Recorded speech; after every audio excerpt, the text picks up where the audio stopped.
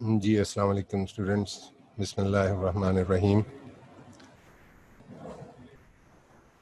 Doctor Fatima का मैं lecture सुन रहा था। मेरे जैसे बहुत सारे लोग जो यहाँ पे फैकल्टी मेंबर्स हैं, there in that bracket of age जहाँ पे ये लेक्चर काफ़ी एप्लीकेबल था, तो आखिरी 5-7 मिनट मैंने उनके सुने एंड आई एंजॉयड इट। कि फार्माकोलॉजी तो ज़रा ड्राई सा सब्जेक्ट है, तो बिहेवियरल साइंसेस में बहुत मज़े की बातें। आई होप कि उन्होंने एंड्रोपॉज और मीनोपॉज भी आपको बताया होगा। ये मतलब बिटर रियलिटीज़ हैं जो कि you come across when you grow old. तो बड़ों का अदब किया करें और जो कुछ वो ज़िंदगी में कर चुके हैं और देख चुके हैं और उसमें से जो कुछ आपको इम्पार्ट करना चाह रहे हैं उसको वेलकम किया करें। तो it was interesting to listen to doctor Fatima. आपका प्रोटीन सिंथेसिस इनहिबिटर्स में से आपका आज कोई टेस्ट भी था? आई बिलीव के चलो, it was a heavy day. मैं देख रहा था कि आज बल्कि इसके बाद भी एक लेक्चर आपका पता नहीं क्या डेंटल फार्मा का एक अलग से भी लेक्चर था। Never mind, I try to keep it light. ये आप प्रोटीन सिंथेसिस इनहिबिटर्स पहले पढ़ चुके हैं, तो वो आज हम उसको ज़रा थोड़ा सा एक उसमें से ग्रुप रह गया था, उसको हम आज डिस्कस करेंगे। ठीक है, अगर आपको याद हो ये वाली डायग्राम प्रोटीन सिंथेसिस इनहिबिटर्स, वो ड्रग्स जो कि बैक्टीरिया के प्रोटीन सिंथेसिस मैकेनिज्म को इनहिबिट करती हैं और इस तरह से बैक्टीरिया की ग्रोथ को अरेस्ट करती हैं या उन्हें किल कर देती हैं। ठीक है, तो इसमें एक हमने पुरानी ड्रग पढ़ी थी क्लोरामफेनिकॉल, फिर उसके बाद टेट्रासाइक्लिन्स, बहुत सारी मेडिसिन है, इनका हमने जिक्र किया। फिर उसके बाद हमने मैक्रोलाइड्स पढ़े, एजिथ्रोमाइसिन और क्लरिथ्रोमाइसिन और टेलिथ्रोमाइसिन, और ये वाली ड्रग्स डिस्कस हुई।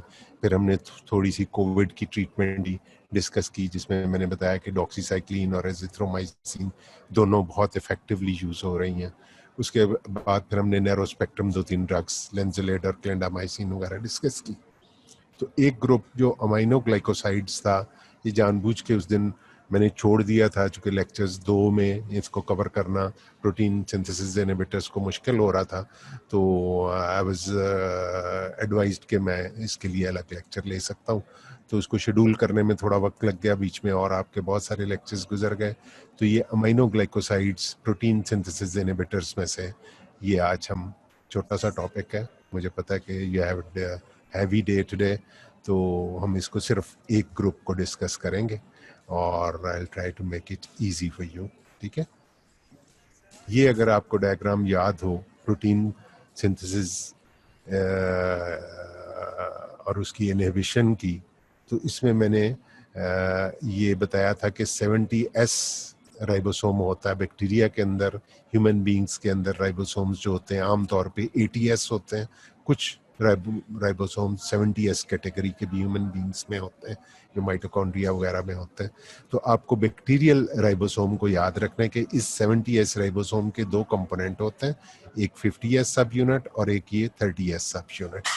ठीक है, तो राइबोसोम्स के अंदर प्रोटीन सिंथेसिस का मैकेनिज्म इस तरह से होता है कि ट्रांसफर आरएनए जो है वो अपने ऊपर एक अमीनो एसिड को लोड करके लेके आता है, और इस मैसेंजर आरएनए के ऊपर जो एक कोड होता है उसके मुताबिक आके यहाँ पे ट्रांसफर आरएनए बिल्कुल फिट हो जाता है। ठीक है, टेम्पलेट एक जो बना होता है उसके ऊपर आके उस कोडिंग के मुताबिक वो फिट हो जाता है, और इसके यहाँ फिट होने से ऊपर अमीनो एसिड्स का एक खास सीक्वेंस जो है वो डेवलप भी एक दूसरे से अटैच होते चले जाते हैं और पॉलीपेप्टाइड चेन बन जाती, जो फिर बाद में अगर वो एंजाइम हो तो अपने इफेक्ट्स दिखाती है। ठीक है, that is how protein synthesis goes on in the human beings as well as in the bacteria. तो इस वक्त हम बैक्टीरिया के राइबोसोम की बात कर रहे हैं और उसके अंदर प्रोटीन सिंथेसिस के ऊपर हम गौर कर रहे हैं। ठीक है, तो मुख्तलिफ ड्रग्स ये जैसे ये अमीनो एसिड्स का एक दूसरे से मिलना, इसको हम ट्रांसपेप्टाइडेशन कहते हैं। तो मैंने आपको बताया था कि क्लोरमफेनिकॉल और मैक्रोलाइड्स और क्लेंडामाइसिन और लिंजोलिड वगैरह जो है वो बेसिकली ये जो अमीनो एसिड्स के बीच में लिंकेजेस बनते हैं जिसको ट्रांसपेप्टाइडेशन का प्रोसेस कहते हैं, ये इसको इनहिबिट करते हैं। ठीक है, और स्ट्रेप्टोग्रामिन्स जो हैं ये इस पॉलीपेप्टाइड चेन को राइबोसोम से बाहर निकलने में मदद देते हैं, एक्सट्रूजन के प्रोसेस में उसको रोकते हैं स्ट्रेप्टोग्रामिन्स।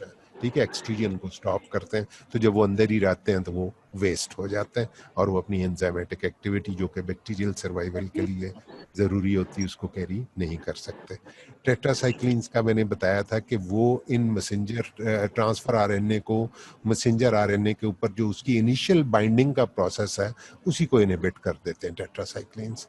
लेकिन आज जो हम ग्रुप डिस्कस करने जा रहे हैं वो अमीनोग्लाइकोसाइड्स है। ओके, अमीनोग्लाइकोसाइड्स, ठीक, जेंटामाइसिन, टोब्रामाइसिन, कैनामाइसिन और स्ट्रेप्टोमाइसिन, ये बहुत सारी ड्रग्स हैं, इनके नाम आप ऊपर देख चुके हैं पिछली स्लाइड में। ठीक है, एमाकेसिन, जेंटामाइसिन, नियोमाइसिन, स्ट्रेप्टोमाइसिन, टोब्रामाइसिन, ये सारी अमीनोग्लाइकोसाइड्स हैं और इनको आपने अलग से याद रखना है इसलिए कि इनके मैकेनिज्म भी ज़रा सा फ़र्क है और इनके और भी कुछ एट्रीब्यूट्स मैं आपको पास ऑन करूंगा जो कि आपको याद रखना होंगे। अमीनोग्लाइकोसाइड्स का एक ट्रिपल मैकेनिज्म आपने इनका याद रखना है। नंबर वन ये कि ये इनिशियल बाइंडिंग ही मैसेंजर आरएनए की ट्रांसफर आरएनए के साथ नहीं होने देते। ठीक है, ये जो अफिनिटी या ये जो एक मूवमेंट होती है ट्रांसफर आरएनए की on the along the messenger RNA, ये उसी को इनहिबिट करते हैं। नंबर वन, उसको इनहिबिट करने के लिए ये क्या करते हैं, नंबर टू ये कि ये कोडिंग, यहाँ पे जो मैसेंजर आरएनए पे कोडिंग होती है जिसके अकॉर्डिंगली आके ट्रांसफर आरएनए ने अटैच होना होता है, ये इस कोड को चेंज कर देते हैं। इस कोड को ऐसी है जैसे आप किसी ताले में एल्फी डाल दें क्लासरूम के तो वहाँ पे कोई एंटर नहीं हो सकता, तो ये उस किस्म की चीज़ है कि ये यहाँ पे कोडिंग को डिस्टर्ब जब कर देंगे तो यहाँ पे ट्रांसफर आरएनए आके मैसेंजर आरएनए के ऊपर अटैच नहीं हो सकेगा। एक तो इनिशियल बाइंडिंग की वैसे ही उसमें जो टेंडेंसी होती है उसको ये रिपेल करते हैं, दूसरा ये कि यहाँ पे कोडिंग को चेंज कर देते हैं, और तीसरा ये कि ट्रांसफर आरएनए ने यहाँ पे इसको अमीनो एसिड को छोड़ के खुद आगे मूव करके बाहर निकल जाना होता है, इसको हम ट्रांसलोकेशन कहते हैं। ठीक है, तो जब ये आगे वाले वो ट्रांसफर आरएनए जो कि अपना अमीनो एसिड यहाँ पे ड्रॉप कर चुके हैं वो आगे निकल नहीं पाएंगे, ट्रांसलोकेशन उनकी नहीं हो पाएगी, वो रिमूव वहाँ से नहीं हो पाएंगे, तो नतीजतन यहाँ पे नए ट्रांसफर आरएनए आके अटैच नहीं हो सके। तो इन वन गो अगर हम कहना चाहें कलेक्टिव इनका एक्शन अमीनोग्लाइकोसाइड्स का मैकेनिज्म ऑफ एक्शन, तो वो हम ये कहेंगे कि वो ट्रांसफर आरएनए को कोडिंग चेंज करके और ट्रांसलोकेशन को इनहिबिट करके वो ट्रांसफर आरएनए की मैसेंजर आरएनए के ऊपर इनिशियल बाइंडिंग ही नहीं होने देते।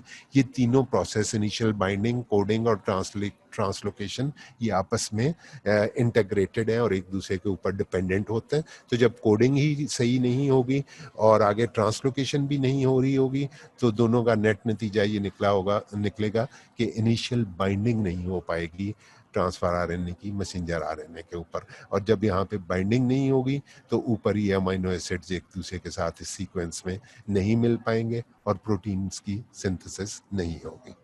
ठीक है, ये अब आपको में से कौन मुझे रिपीट करके बताएगा कि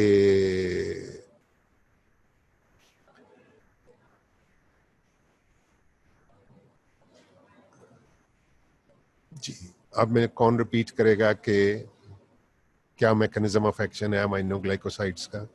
शाबाश, अभी बताया मैंने। स्लाइड को एक लम्हे के लिए कवर कर देता हूं मैं ताकि आप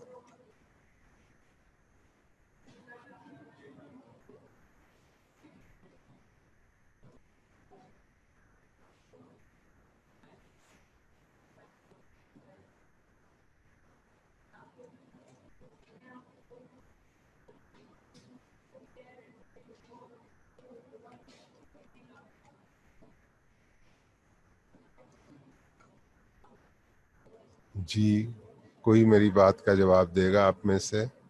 कहाँ चले गए सारे? क्विकली मुझे अमीनोग्लाइकोसाइड्स का मैकेनिज्म ऑफ एक्शन बता दें। मुझे ये कहा गया है कि आप स्टूडेंट्स को सिर्फ नॉलेज पास ऑन ही ना किया करें, बल्कि उनको याद भी करवाया करें। और स्टूडेंट्स उन टीचर्स से पढ़ना पसंद करते हैं जो उनको चीज़ें साथ के साथ याद भी करवा देते हैं। तो I am trying to do that. New RNA को बाइंड नहीं होने देता, शाबाश। न्यू आरएनए कौन सा बेटे? इस आरएनए का एक नाम है। ट्रांसफर आरएनए को बाइंड नहीं होने देता। कहाँ बाइंड नहीं होने देता? मैसेंजर आरएनए के ऊपर। न्यू आरएनए को बाइंड नहीं होने देता कौन? ट्रांसफर आरएनए को बाइंड नहीं होने देता मैसेंजर आरएनए के ऊपर। हाउ? किस तरह से? इनहिबिट? ओहो नहीं, ये तो प्रोटीन सिंथेसिस। फिर आप पीछे को चले गए। अगली बात बताओ ना कि कैसे बाइंड नहीं होने देता। By changing what?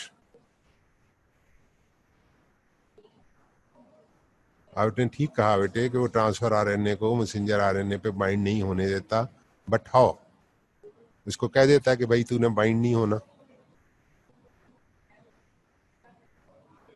Protein synthesis की इनहिबिशन तो उसका आउटकम है ना, मैं उस प्रोसेस की मैकेनिज्म की बात कर रहा हूं।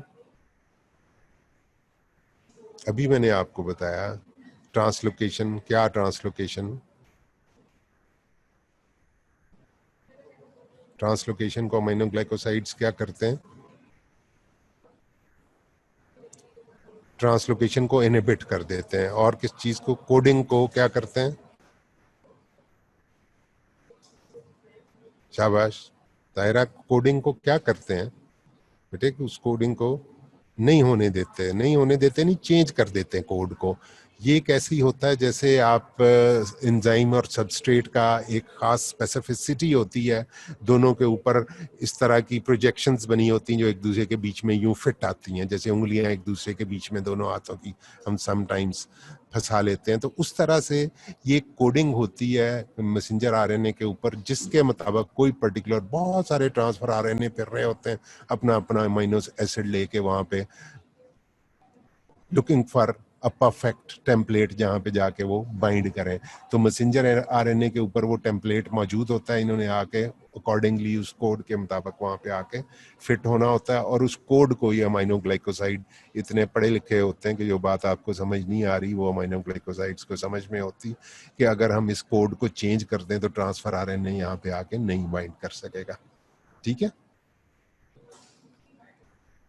ओके। अब हम सारी स्लाइडों में से होते हुए, हम चूँकि बीच में ये टेट्रासाइक्लिन, क्लोरामफेनिकॉल और उनके स्पेक्ट्रम और वो सब कुछ हम डिस्कस करते हुए ये हम सब कुछ कर चुके हैं। मुझे नहीं पता कि उसमें से कितना का आपको याद है और कितना ये कोविड की ट्रीटमेंट भी उस दिन हमने डिस्कस की थी। ये अगर आपको याद हो तो शायद आप रिलेट कर पाएँ उस दिन की एकेडमिक से। ठीक है, एजोमैक्स और डॉक्सीसाइक्लिन और एजोमैक्स का मैंने कहा था कि not to be given to the patients with arrhythmia. ठीक है, जब लोप्रिन और दूसरी जो हेपरिन का नाम यहाँ पे, नॉक्साप्रिन का नाम किसी ने लिया था और डिस्कशन थोड़ी सी हुई थी। उसके बाद तुम्हें याद हो कि ना याद हो, ये वही वाला लेक्चर है जो आज बहुत सारे दिनों के बाद आके दोबारा कंटिन्यू हुआ। ठीक है, तो उसके बाद अमीनोग्लाइकोसाइड्स में देखता हूँ कि कहाँ चले गए ये अमीनोग्लाइकोसाइड्स। ठीक है, इनके वही नाम एमिकेसिन, जेंटामाइसिन, नियोमाइसिन, स्ट्रेप्टोमाइसिन, टोब्रामाइसिन, ये 5 ही हैं। इन पांचों के नाम आपको यूं अपनी फिंगर टिप्स पे होने चाहिए। ठीक है, क्योंकि ये सब के सब यूज होता है। और इनकी खास बात ये कि they have polar structures which are not absorbed if given orally. आपको पता है कि जो चीज़ें पोलर होती हैं वो मेम्ब्रेन्स में से आसानी से पास नहीं हो सकती। तो इन सारों के स्ट्रक्चर्स, इनका कॉमन फैक्टर ये है एक कि ये अमीनोग्लाइकोसाइड्स आपको अलग से इसलिए पढ़ाए जा रहे हैं कि इनके कुछ एट्रीब्यूट्स, कुछ खसूसियात इनकी ऐसी हैं जो बाकी सारे प्रोटीन सिंथेसिस इनहिबिटर से हट के हैं। वो आपने याद रखनी। पहले हमने टेट्रासाइक्लिन्स वगैरह और बहुत सारी ड्रग्स डिस्कस की जो ओरली दी जाती थी। तो पहला इनका डिफरेंशिएटिंग पॉइंट ये है कि they have polar structures, so they are not absorbed if given orally. Orally अगर आप देंगे तो वो एब्जॉर्ब नहीं होता। ठीक है, they stay in the intestine and they are wasted. सवाए इनमें से एक ड्रग नियोमाइसिन के, क्योंकि समटाइम्स हमें इनका इफेक्ट इंटेस्टाइन के अंदर ही चाहिए होता, ठीक है। तो इसलिए कि जैसे हमने सर्जरी करनी तो इंटेस्टाइन में आपको पता है फीकल मैटर भी होता है, फीकल मैटर भी होता है और बहुत सारा और अनहाइजीनिक चीज़ें होती, तो वी हैव टू क्लीन। अगर हमने कोलोन के ऊपर या कोलोनोरेक्टल एरिया में सर्जरी करनी है या बड़ी लार्ज इंटेस्टाइन के किसी पार्ट के ऊपर सर्जरी करनी, तो we need to see it clean. तो उसको क्लीन करने के लिए उसके अंदर मौजूद नॉर्मल जो फिजियोलॉजिकल फ्लोरा होते हैं उनको भी किल करने के लिए, और जो फॉरेन वहाँ पे जर्म्स हो सकते हैं उनको भी किल करने के लिए हम नियोमाइसिन देते हैं। नियोमाइसिन चूंकि पोलर स्ट्रक्चर है, एब्जॉर्ब नहीं होगी, तो it will stay in the GIT and it will kill all the germs. तो कोलोरेक्टल सर्जरी से पहले, ये नीचे मैंने लिखा भी हुआ, मुझे अभी याद आया, ये neomycin used orally before colorectal surgery, ठीक है। तो इसी तरह से अगर हमें इंटेस्टाइन के अंदर किसी इन्फेक्शन को ख़त्म करना है, तो जैसे हम डायरिया हो किसी को, तो डायरिया में अगर हम एंटीबायोटिक नहीं देना चाहते कोई और, तो हम ये करते हैं कि लोमोटिल विद नियोमाइसिन आती है, ठीक है, लो मोटिलिटी वाली एक ड्रग जो कि जीआईटी की मोटिलिटी को कम करती है और उसमें थोड़ी सी नियोमाइसिन भी होती जो लोकली वहाँ पे इंटेस्टाइन्स को डिसइंफेक्ट कर देती है। तो इनके ओरली देने और जीआईटी से एब्जॉर्ब ना होने का फ़ायदा हमने ये उठाया कि हमने नियोमाइसिन को इस पर्पस के लिए यूज़ करना शुरू कर दिया कि हमने इंटेस्टाइन्स की इन्फेक्शन को किल करने के लिए इसको यूज़ कर लेते हैं, ठीक है। और इसके अलावा नियोमाइसिन बाकी ये सारी इंट्रावीनसली दी जाती, लेकिन नियोमाइसिन इंट्रावीनसली नहीं दी जाती या पारेंट्रली नहीं दी जाती, इसलिए कि ये बहुत नेफ्रोटॉक्सिक होती है, ये किडनीज को बहुत सत्यानाश करती, किडनीज को बहुत डैमेज करती है। बाकी भी नेफ्रोटॉक्सिक हैं, लेकिन नियोमाइसिन बहुत ज़्यादा नेफ्रोटॉक्सिक है, इसलिए हम नियोमाइसिन नहीं देते पारेंट्रली। इसका सिर्फ हमने ये ओरल ही हम इसको यूज़ करते हैं, जहाँ पे हमें इसकी एब्जॉर्प्शन रिक्वायर्ड ही नहीं है, हम इसको जीआईटी में ही इसके लोकल इफेक्ट के तहत यूज़ कर लेते हैं और इसके लोकल इफेक्ट की advantage. Are you getting me? आपको बात समझ आ रही बेटे कि इस चीज़ की, इन ड्रग्स की एक खसूसियत के ये पोलर होने की बिना पे ओरल रूट से एब्जॉर्ब नहीं होती, ये आपसे कोई पूछ सकता है। तो how do we take advantage of polarity of aminoglycoside? तो आपको फौरन आपका दिमाग नियोमाइसिन के ऊपर जाना चाहिए कि हम उसकी पोलैरिटी का फ़ायदा उठाते हुए उसको जीआईटी को डिसइंफेक्ट करने के लिए, इंटेस्टाइन्स और कोलोन को डिसइंफेक्ट करने के लिए यूज़ करते हैं, ठीक है। और नियोमाइसिन इंट्रावीनसली नहीं दी जाती चूँकि ये किडनीज को बहुत सीवियरली डैमेज करती है, ठीक है। ऐसे do not penetrate into CNS. आमतौर पे जो सेल वॉल सिंथेसिस इनहिबिटर्स थे और जो उस ग्रुप की ड्रग्स थी, जो पेनिसिलिन वगैरह, वो इन्फ्लेम्ड मेनिंजीज में एब्जॉर्ब होके, इन्फ्लेम्ड मेनिंजीज में जब ब्रेन की कोई इन्फेक्शन हो या मेनिंजाइटिस हो, आमतौर पे वो ड्रग्स ब्लड ब्रेन बैरियर को क्रॉस नहीं करती थी, लेकिन उनका ये ख़ास बात थी कि वो इन्फ्लेम्ड मेनिंजीज में से गुजर जाती थी। जब मेनिंजाइटिस होता था पेशेंट का, तो उसका वो ब्लड ब्रेन बैरियर थोड़ा सा लूज हो जाता था, आप समझें, और जो कैपिलरी की जो एंडोथेलियल सेल्स होते हैं उनके दरमियान थोड़ी सी स्पेस क्रिएट हो जाती थी मेनिंजेस की इन्फ्लेमेशन की वजह से, तो वहाँ पे हम उन ड्रग्स की सीएनएस पेनिट्रेशन हो जाती थी। लेकिन अमाइनोग्लाइकोसाइड्स मेनिंजेस की इन्फ्लेमेशन के बावजूद ब्लड ब्रेन बैरियर को नहीं क्रॉस कर सकते और सीएनएस तक नहीं पहुँचते, लेकिन somehow they cross the placental barrier. Placental barrier को ये क्रॉस कर लेते हैं, ब्लड ब्रेन बैरियर को क्रॉस नहीं करते। तो ये खास बातें हैं कुछ अमाइनोग्लाइकोसाइड्स की। एग्जामिनर्स भी इनको पूछना पसंद करते हैं, इसलिए कि ये वो देखना चाहते हैं कि आपकी प्रोटीन सिंथेसिस इनहिबिटर्स पे कितनी ग्रिप है, और अगर आप अमाइनोग्लाइकोसाइड्स के डिफरेंशिएटिंग पॉइंट्स बता सकें तो उनको समझ आ जाती कि ही नोज एवरीथिंग, ठीक है।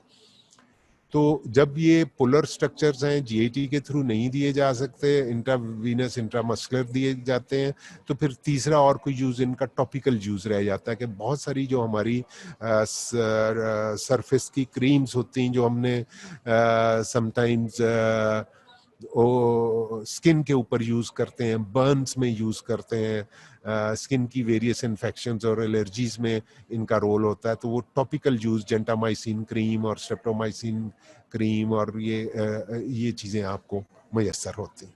ठीक है, तो ये टॉपिकल यूज भी है इनका, और नियोमाइसिन के अलावा इंट्रावीनस और इंट्रामस्कुलर यूज भी है, और नियोमाइसिन का ओरल यूज है। तो ये 5 ड्रग्स हैं, और पांचों के अंदर देख लें कि कितनी सारी वैरायटी है, कोई ओरली यूज करने के लिए, कोई इंट्रावीनस यूज करने के लिए, और कुछ टॉपिकल यूज के लिए। ठीक है, तो टॉपिकल यूज के लिए मोस्टली नियोमाइसिन और जेंटामाइसिन खास तौर पे यूज की जाती है। बहुत सारी जो बर्न्स के पेशेंट्स को और इंजरीज को भी डिसइंफेक्ट करने के लिए, जब आप बैंडेज खोलते हैं और उसके बाद ओपन वूंड को कुछ दिन रखना होता, तो जेंटामाइसिन क्रीम ऊपर अप्लाई करती जाती है। ठीक है, तो ये टॉपिकल यूज है।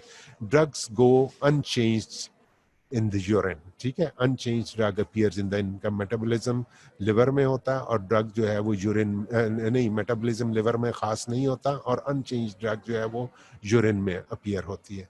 Half life is 2 to 3 hours with normal renal function. अगर किसी पेशेंट का रीनल फंक्शन खराब है, चूंकि बॉडी के अंदर इनकी खास ब्रेकडाउन हो ही नहीं रही, तो इसका मतलब है कि जितनी किडनी से पास आउट होती रहेगी ड्रग, वो वही चीज उसकी हाफ लाइफ को डिटर्मिन करेगी। इसकी क्लियरेंस सिर्फ किडनी से हो रही है, तो half life is only 2 to 3 hours. ठीक है, और अगर किसी पेशेंट का रीनल फंक्शन इंटैक्ट नहीं है और उसको कोई नेफ्रोटॉक्सिसिटी या ऑलरेडी कोई नेफ्रोटिक किस्म की प्रॉब्लम है, किडनी के कोई मेल फंक्शन है, तो उस सूरत में ये ड्रग नहीं दी जानी चाहिए, ये इसलिए कि ये फौरन बिल्डअप हो जाएंगी प्लाज्मा के अंदर और नुकसान पहुंचाएंगी। ठीक है, अब इनकी डोजेज के बारे में एक खास बात जो कि बाकी किसी प्रोटीन सिंथेसिस इनहिबिटर की नहीं है, वो आपको याद रखनी होगी कि ये कंसंट्रेशन डिपेंडेंट किलिंग करते हैं बैक्टीरिया की। बाकी जितने जैसे सेल वॉल सिंथेसिस इनहिबिटर्स थे, बीटा लैक्टम वगैरह थे, वो टाइम डिपेंडेंट किलिंग करते हैं कि मिनिमल इनहिबिटरी कंसंट्रेशन जो है वो कई घंटों तक बल्कि कई दिनों तक मेंटेन रखी जाए, तो तब वो जाके वो उसकी ग्रोथ को अरेस्ट करते हैं, बैक्टीरिया की ग्रोथ को। लेकिन अमीनोग्लाइकोसाइड जो है ये कंसंट्रेशन डिपेंडेंट किलिंग करते हैं। बैक्टीरियासाइडल एक्टिविटी वो ये करते हैं कि इन्हें हम लार्ज डोज में दिन में एक ही मरतबा देते हैं, और जब हम देते हैं तो उस लार्ज डोज की वजह से हमारी मिनिमल इनहिबिटरी कंसंट्रेशन से तकरीबन 8 to 10 टाइम्स ज्यादा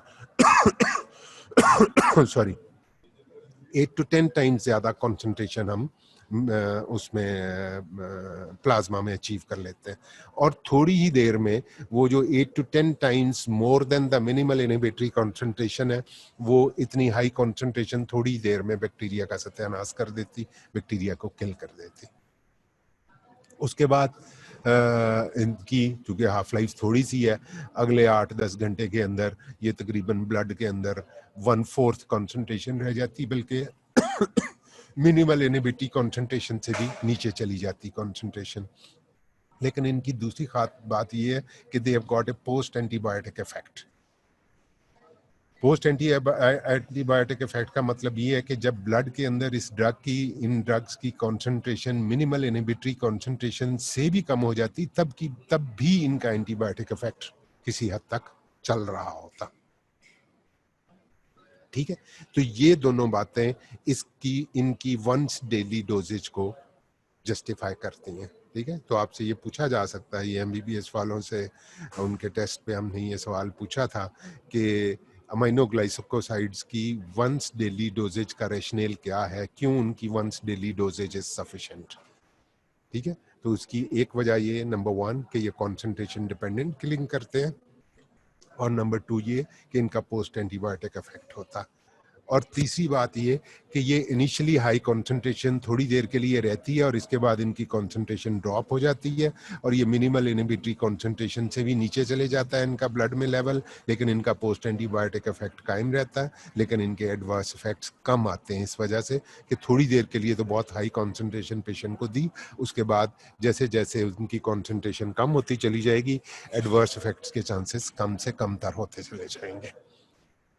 ठीक है, तो ये देखें इतनी सारी बातें अमीनोग्लाइकोसाइड्स के बारे में इसी एक स्लाइड पे आ गई, और अगर आप ये सारी बातें एग्जामिनर को बता देंगे उससे आगे आपसे कुछ पूछेगा नहीं। और आपको पता होना चाहिए, अगर आप सिर्फ एग्जाम पास करना ही मकसद नहीं है, अगर आप किसी पेशेंट को, क्योंकि अभी जब मैं इनका स्पेक्ट्रम डिस्कस करूंगा तो आपको मैं बताऊंगा कि ये कुछ ऐसे ऑर्गेनिजम्स के अगेंस्ट इफेक्टिव हैं जिन ऑर्गेनिज्म के अगेंस्ट कोई और एंटीबायोटिक खास काम नहीं करता।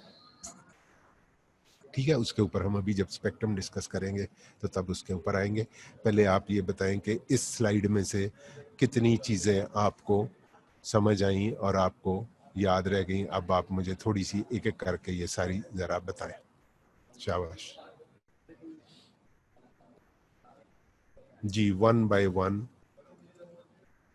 मैंने स्लाइड चेंज कर दिया। 1 बाय 1 सर, आईवी डिनाई से किडनी पर इफेक्ट होगा ना? आईवी देने से हाँ होगा बेटे, ऑफ कोर्स होगा, इसलिए हम नियोमाइसिन नहीं देते, क्योंकि ये अनचेंज्ड फॉर्म में किडनी तक पहुंच जाती हैं और ब्लैडर तक पहुंच जाती हैं, और नियोमाइसिन जब अनचेंज्ड फॉर्म में पहुंचती है तो उसका नेफ्रोटॉक्सिसिटी बाकी अमीनोग्लाइकोसाइड्स की निस्बत ज़्यादा है, इसलिए हम उसको पैरेंटली यूज़ ही नहीं करते। और चलो शाबाश, एक बात आपने बता दी, और एक एक बात सब अलग अलग बोल, नॉट यूज्ड ओरली। शाबाश, ओरली क्यों नहीं यूज होते, वजह भी बताओ। Polar structure, good. और कोई बात? नियोमाइसिन ओरली देते हैं, क्यों देते हैं ओरली, क्या उसका फायदा होता है? नियोमाइसिन ओरली बेटे क्यों देते हैं? What advantage we take of its polarity?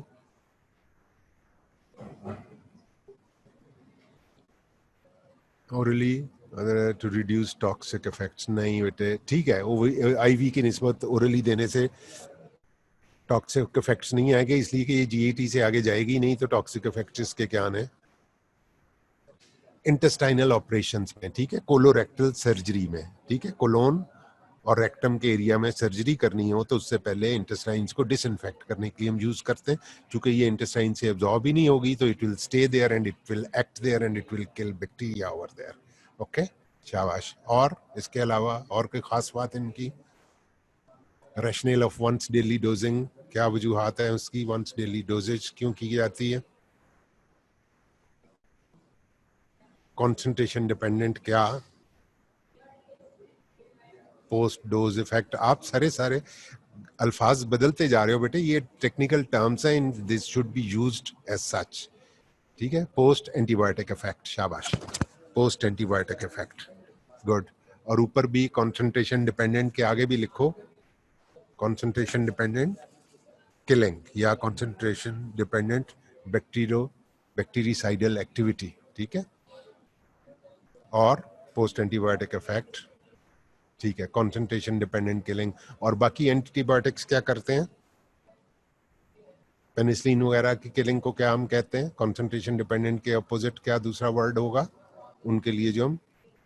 Time dependent, शाबाश, वो टाइम डिपेंडेंट किलिंग होती है। तो हाफ लाइफ थोड़ी होने की वजह से इनकी बाद में कैन क्रॉस प्लेसेंटा, शाबाश, इसलिए ये हम नहीं देते प्रेग्नेंट लेडीज को, चूंकि उनके बेबी को ये डैमेज कर सकता है। इनके एडवर्स इफेक्ट्स बहुत सीरियस हैं, ऑटोटॉक्सिसिटी और नेफ्रोटॉक्सिसिटी, तो वो the fetus can suffer from all those adverse effects. और ब्लड ब्रेन बैरियर ये कब क्रॉस करती हैं या नहीं करती? Does not cross CNS, not CNS। फिर आप टर्म्स को जब आप ठीक नहीं बोलते तो बहुत ताज्जुब होता है, और एग्जामिनर कहता है blood brain barrier, they do not cross blood brain barrier even if the meninges are inflamed, जबकि पेनिसिलिन वगैरह इन्फ्लेम्ड मेनिंजेस में से के बीच में से गुजर जाती है, उस वक्त ब्लड ब्रेन बैरियर थोड़ा सा उठा हुआ होता है या खुला हुआ होता है, आप समझ लें। तो बहुत सारी पेनिसिलिन ग्रुप की ड्रग्स जो हैं वो उस वक्त पेनिट्रेट कर जाती, लेकिन अमीनोग्लाइकोसाइड्स इन्फ्लेमेशन की सूरत में भी ब्लड ब्रेन बैरियर को नहीं क्रॉस कर पाते। शाबाश, गुड। ठीक है, तो एक क्विक रिवीजन हमने सब चीजों की कर ली। Now we move to the next slide.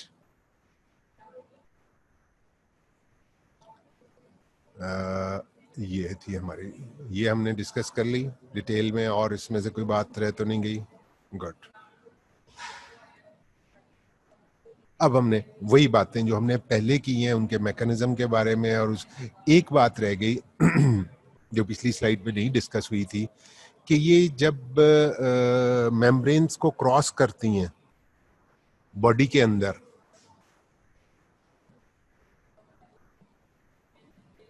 तो वहां पे तो इनको मुश्किल पेश आती है अपने पोलर स्ट्रक्चर की वजह से। लेकिन जब इन्होंने बैक्टीरिया के अंदर एंटर होना होता, बैक्टीरियल सेल्स के अंदर एंटर होना होता है, तो वहां पे जो प्रोसेस इन्वॉल्व है that is dependent on oxygen. वहां पे इन्हें थोड़ी सी ऑक्सीजन चाहिए होती है to penetrate the bacterial cell wall. ठीक है, इसलिए ऐसे बैक्टीरिया जो कि ऑक्सीजन के बगैर सरवाइव कर सकते हैं उन्हें हम क्या कहते हैं? एनारोब्स। ठीक है, एनारोबिक बैक्टीरिया के अगेंस्ट अमीनोग्लाइकोसाइड्स खास इफेक्टिव नहीं होते, चूंकि उन बैक्टीरिया के अंदर एंटर होने के लिए भी इनको ऑक्सीजन चाहिए होती है, और ऑक्सीजन वहां पे मैसर नहीं होती, क्योंकि वो बैक्टीरिया उस एनवायरनमेंट में ग्रो करते हैं जहां पे ऑक्सीजन नहीं होती। So aminoglycosides are not effective against anaerobes. याद रहेगा ये, because to penetrate into the bacterial cell walls they need oxygen. याद रहेगी ये बात, ये बहुत इंपॉर्टेंट बात है, और इसका स्पेक्ट्रम याद करने में अमीनोग्लाइकोसाइड्स का आपको बहुत आसानी होगी। ठीक है, minimal activity against strict anaerobes, याद रखने वाली बात। ठीक है, और मैकेनिज्म ऑफ एक्शन मैंने पहले बता दिया, blockade of formation of initiation complex, miscoding of amino acid due to misreading of transfer RNA। Basically miscoding तो ट्रांसफर आरएनए मिसरीड जब ट्रांसफर आरएनए करता है तो वो यहाँ पे मिसकोडिंग ऑफ मैसेंजर आरएनए बेसिकली होना चाहिए था, अमीनो एसिड लिख दिया। लेकिन बेसिकली वो मैसेंजर आरएनए की जो कोडिंग होती है वो अमीनो एसिड्स के सीक्वेंस को मेंटेन रखने के लिए होती है, कि जो मैसेंजर आरएनए के ऊपर कोड होता है वही कोड जो है वो उसी सीक्वेंस में अमीनो एसिड सीक्वेंस में आते हैं। इसलिए लिखते वक्त शायद अमीनो एसिड्स मैंने यहाँ पे लिख दिया, लेकिन basically the code on the messenger RNA is changed. ठीक है, और trans RNA fails to read that code. ठीक है, तो वो बेसिकली कोडिंग हो अमीनो एसिड के सीक्वेंस के लिए रही है, इसलिए उसको अमीनो एसिड की मिस कोडिंग भी कह सकते हैं, लेकिन अगर बेहतर है यहाँ पे आप ट्रांसफर आरएनए का जिक्र करें। ठीक है, inhibition of translocation on messenger RNA. तो ये तीन प्रोसेस हैं, ये ट्रिपल एक्शन इनका आपको याद रखना चाहिए। Inhibition of formation of initiation complex, miscoding of transfer RNA thus leading to misreading by miscoding of messenger RNA leading to misreading by transfer RNA, और number 3 inhibition of translocation on messenger RNA. Translocation नहीं होगी, वो transfer RNA जो कि messenger RNA के ऊपर अपना amino acid छोड़ के आगे निकल रहा होता है, वो जब नहीं उसको आगे निकला जाएगा उससे, तो पीछे से नया ट्रांसफर आरएनए वहां पे नहीं आएगा। ये आपको पहले बात हमने समझा दी। Spectrum, gram negative aerobes, those organisms which grow in the presence of oxygen, which need oxygen for their growth, उन्हें हम aerobes कहते हैं। और ग्राम नेगेटिव बेसिलाई जो कि एरोब्स होते हैं, वो बेसिकली इनका फर्स्ट टारगेट होते हैं। उसमें क्लेब्सेला है, एंटेरोबैक्टर है, सूडोमोनास है। ये वो ऑर्गेनिज्म है जो मैं आपको बता रहा था कि बहुत सारी और मेडिसिन जो हैं, एंटीबायोटिक्स जो हैं, उनके अगेंस्ट ये रेजिस्टेंस रखता है, और ये किल नहीं होता। उसकी ये होता ही है कि आपके पास यूटीआई का कोई पेशेंट आया, या आपके पास समटाइम्स निमोनिया का कोई पेशेंट आया, और वो पता चलता है कि वो दुनिया जहान के एंटीबायोटिक्स खा चुका है, लेकिन उसकी निमोनिया या वो उसकी यूटीआई ठीक नहीं हो रही है, कोई भी और बीमारी इन्फेक्शन हो सकती है इसकी वजह से।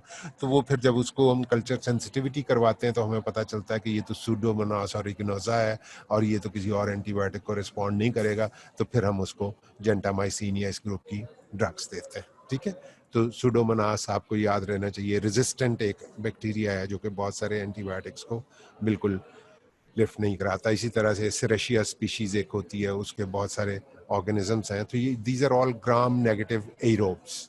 ठीक है, फिलहाल इनके नाम ही आप याद कर लें, पैथोलॉजी में आप इनसे जो जो डिजीजेस कॉज होती हैं वो आप पढ़ लेंगे।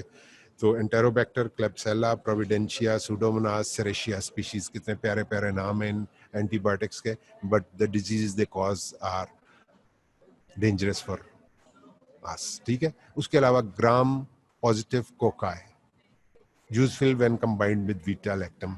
एंटेरोकोकाई होते हैं जो कि एंडोकार्डाइटिस कॉज करते हैं, या स्ट्रेप्टोकोकाई होते हैं।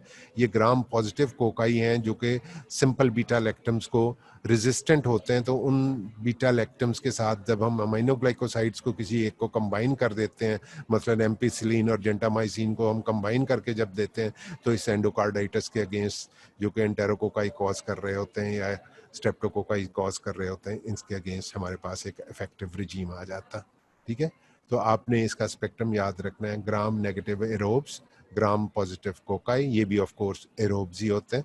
और उसके अलावा ट्यूबरकुलोसिस में, प्लेग में, टॉलरीमिया, ये टॉलरीमिया एक इन्फेक्शन होती, जो लोग रैबिट की हंटिंग करते हैं तो वो जब रैबिट की स्किन उतारते हैं तो वहाँ पे ये एक ऑर्गेनिज्म होता है जो कि इन्फेक्ट कर देता है ह्यूमन बींग्स को, और उससे निमोनिया भी हो जाता है और इन्फेक्शंस भी।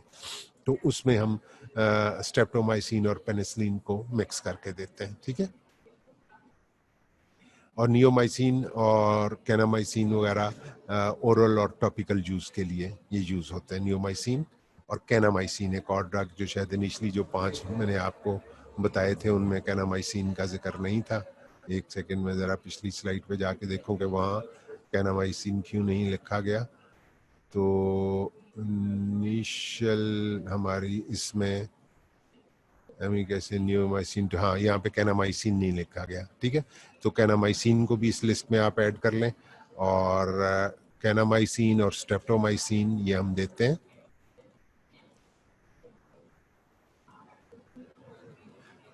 ओरल यूज के लिए और टॉपिकल पर्पसेस के लिए भी। ठीक है, नियोमाइसिन की ऑइंटमेंट्स भी आती हैं, आई ऑइंटमेंट भी इनकी आती, कैनामाइसिन की भी आती हैं। तो बहुत सारे टॉपिकल यूजेस हैं, वो जब आप मेडिसिन में आएंगे या रिलेवेंट वार्ड्स में जाएंगे तो आपको नजर आएंगी जगह जगह पे इनकी ऑइंटमेंट्स और क्रीम्स। ठीक है, स्किन इन्फेक्शंस के लिए। और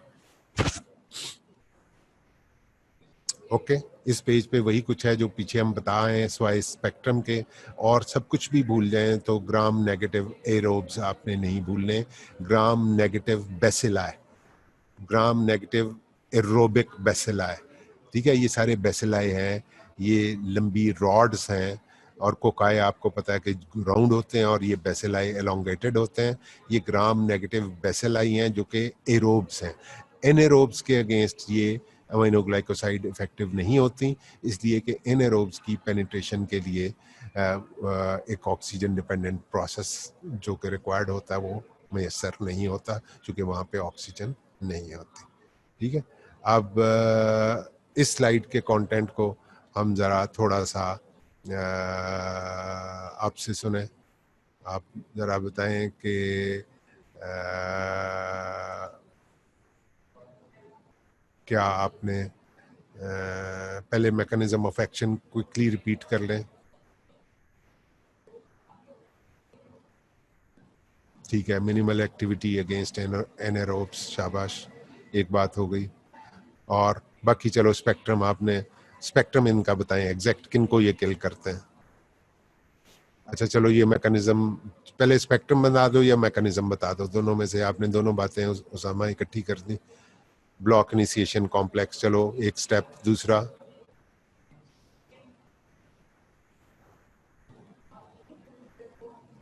और आगे बेटे इनिशिएशन कॉम्प्लेक्स से आगे भी कुछ बताए।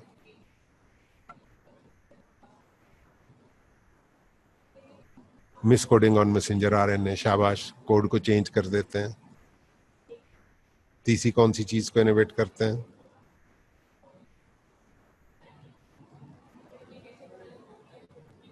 ट्रांसलोकेशन को, शाबाश, ओके, गुड।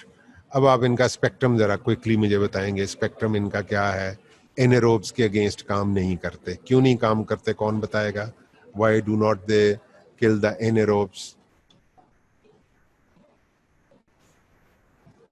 एनारोब्स के अगेंस्ट ये क्यों नहीं काम करते? चूंकि ऑक्सीजन रिक्वायर्ड होती for what? Oxygen dependent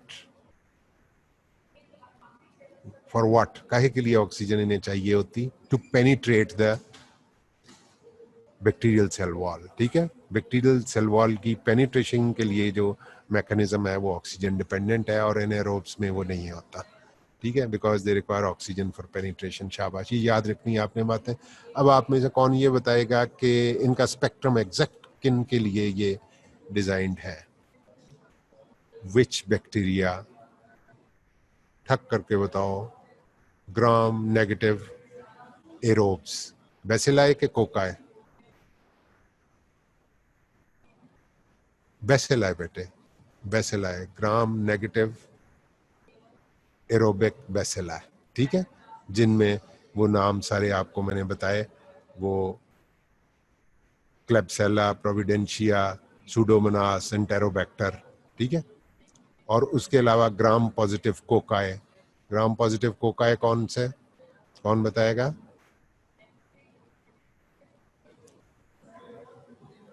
endocarditis में जो जो एंडोकार्डाइटिस कॉज करते हैं,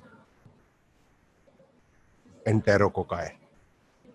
ठीक है, और स्ट्रेप्टोकोकाए उनके लिए। और स्ट्रेप्टोमाइसिन और पेनिसिलिन को अगर कंबाइन कर लिया जाए तो वो कहाँ कहाँ पे काम देते हैं?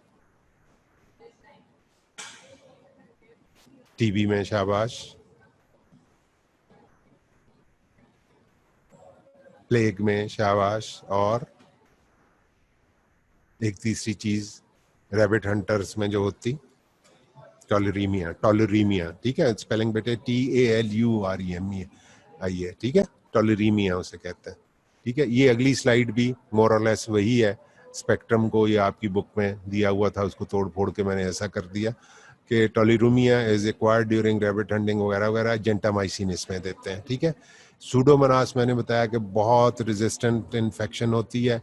आमतौर पे हेल्दी इंडिविजुअल्स को ये अटैक नहीं कर पाती, लेकिन जो इम्यूनो कॉम्प्रोमाइज्ड होते हैं या बहुत ज़्यादा एंटीबायोटिक लोग खाते हैं या प्रोलॉन्ग्ड हॉस्पिटलाइजेशन होती या बहुत स्मोकिंग की वजह से ब्रोंकिएक्टिसिस जिनको हुई होती, उनमें सूडोमोनास की इन्फेक्शन होती है। सूडोमोनल इन्फेक्शन उसे कहते हैं। तो उसमें हम टोब्रामाइसिन देते हैं। ठीक है, यूटीआई आमतौर पे हो जाती है उसमें सूडोमोनास की वजह से, और नमूनिया भी हो जाता है उसमें। हम इसे बीटा लैक्टम के साथ कंबाइन करके देते हैं, टोब्रामाइसिन, और साथ एम्पेसिलिन वगैरह दे देते हैं। ठीक है, ग्राम नेगेटिव रॉड्स आपको पहले मैंने बता दी। क्लेब्सेला इसमें आ गया, सूडोमोनास ऑर्गेनिजा आ गया, यर्सीनिया पेस्ट आ गए, ये सारे आपको। सिनर्जी, अमीनोग्लाइकोसाइड्स में भी added to beta lactams for synergy. Synergy क्या होती, कौन बताएगा मुझे? सिनर्जी क्या होती? ओके, आए जरा सिनर्जी के ऊपर थोड़ा सा आपका अपनी पुराना नॉलेज चेक करें। What is synergy? एक सीधी सी डेफिनेशन, एक लाइन की मुझे सिनर्जिज्म की कोई बता दे। शाबाश। सिनर्जिज्म जो ड्रग्स के बीच में होता है, उसको डिफाइन आप में से कोई कर देगा? नॉट इंटरेक्शन बेटे। इंटरेक्शन आमतौर पे नेगेटिव इंटरेक्शंस होते हैं, उनके लिए हम इंटरेक्शन का सिनर्जी को जब मैं डिफाइन करूंगा, और आपको डेफिनेटली जनरल फार्माकोलॉजी पढ़ाते वक्त ये किसी ने बताया होगा, या शायद मैंने ही पढ़ाई थी। और कौन बताएगा सिनर्जिज्म क्या होता? आइडिया दे दो। I think combined effect. आप सीरत, आप यूर थिंकिंग राइट, लेकिन क्या कंबाइंड इफेक्ट? कोऑपरेशन। चलो, combined greater than the sum of their. Exactly exactly Usama Asif, आपने बिल्कुल, combined effect of the two drugs is greater than the sum of their separate effects. Perfect. ये आपने फटाफट Google किया है या खुद से बताया? सही सही बताना है मुझे।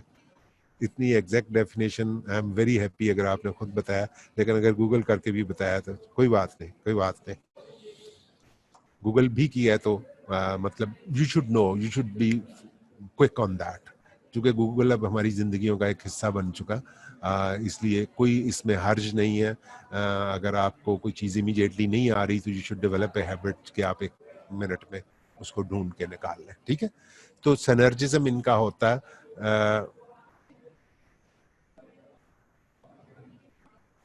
एक सेकेंड, ये देखें, अमीनोग्लाइकोसाइड का बीटा लैक्टम एंटीबायोटिक्स के साथ इन्हें कंबाइन करके दिया जाता है ग्राम पॉजिटिव कोकाए, जो कि एंडोकार्डाइटिस करते हैं। स्ट्रेप्टोकोकस है एक और एक एंटेरोकोकस है, इनके अगेंस्ट ये एंडोकार्डाइटिस, ये दोनों ऑर्गेनिजम्स कॉज करते हैं।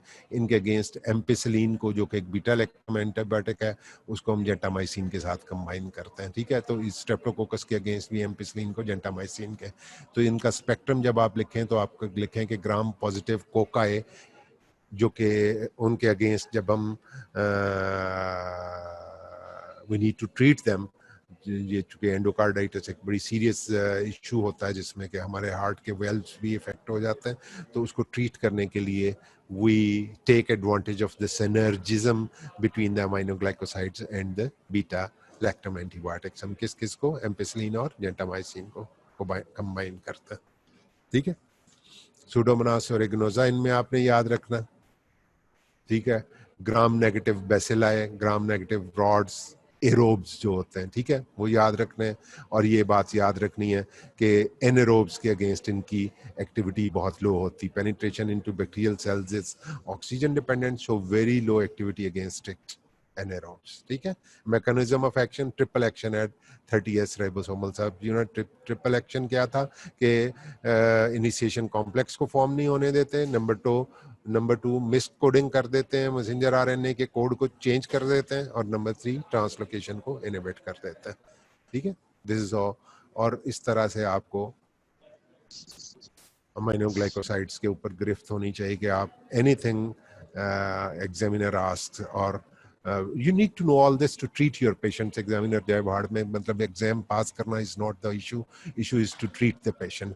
कि जब इन स्पेसिफिक कंडीशंस के साथ कोई पेशेंट आपके पास आए कि वो सुडोमोनास की कोई इन्फेक्शन है जो और किसी एंटीबायोटिक्स को रिस्पॉन्ड नहीं करती, या एंडोकार्डाइटिस का पेशेंट है, तो आपके जहन में फौरन आना चाहिए कि इसके बीटा लैक्टम्स और इसको अमीनो ग्लाइकोसाइड कंबाइन करके देंगे तो इस एंडोकार्डाइटिस से हमारी जान छूटेगी, ठीक है।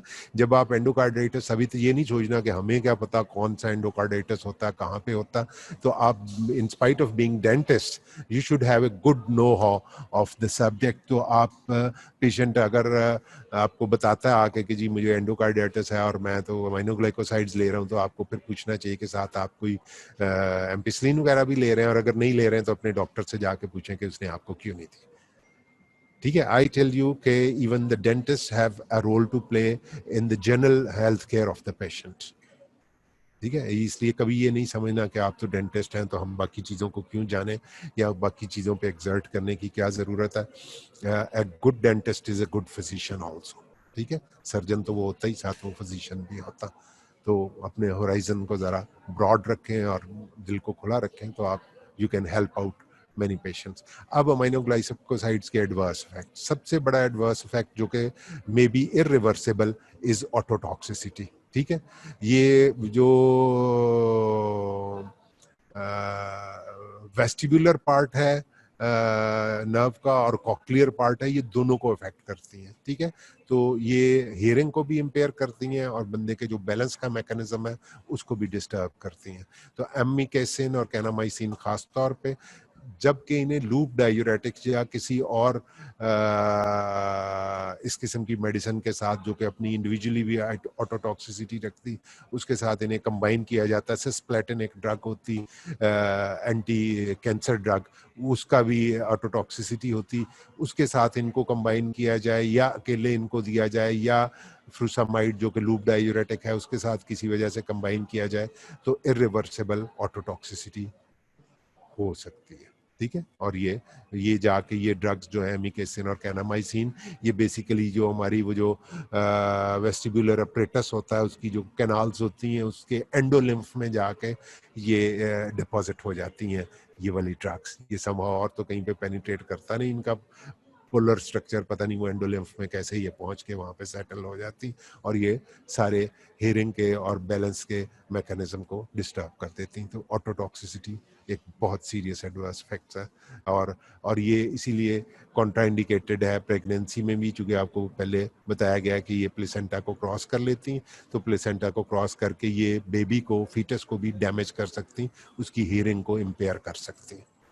ठीक है, so not at all to be given to a pregnant female. Nephrotoxic है ये सारी की सारी, जेंटामाइसिन और टोब्रामाइसिन भी नेफ्रोटॉक्सिक है, लेकिन नियोमाइसिन सबसे ज्यादा नेफ्रोटॉक्सिक है, इसलिए हम इसको इंट्रावीनसली या इंट्रामस्कुलरली देते ही नहीं है, इसको हम सिर्फ ओरल यूज करते हैं, वही इंटेस्टाइन की डिसइंफेक्शन के लिए।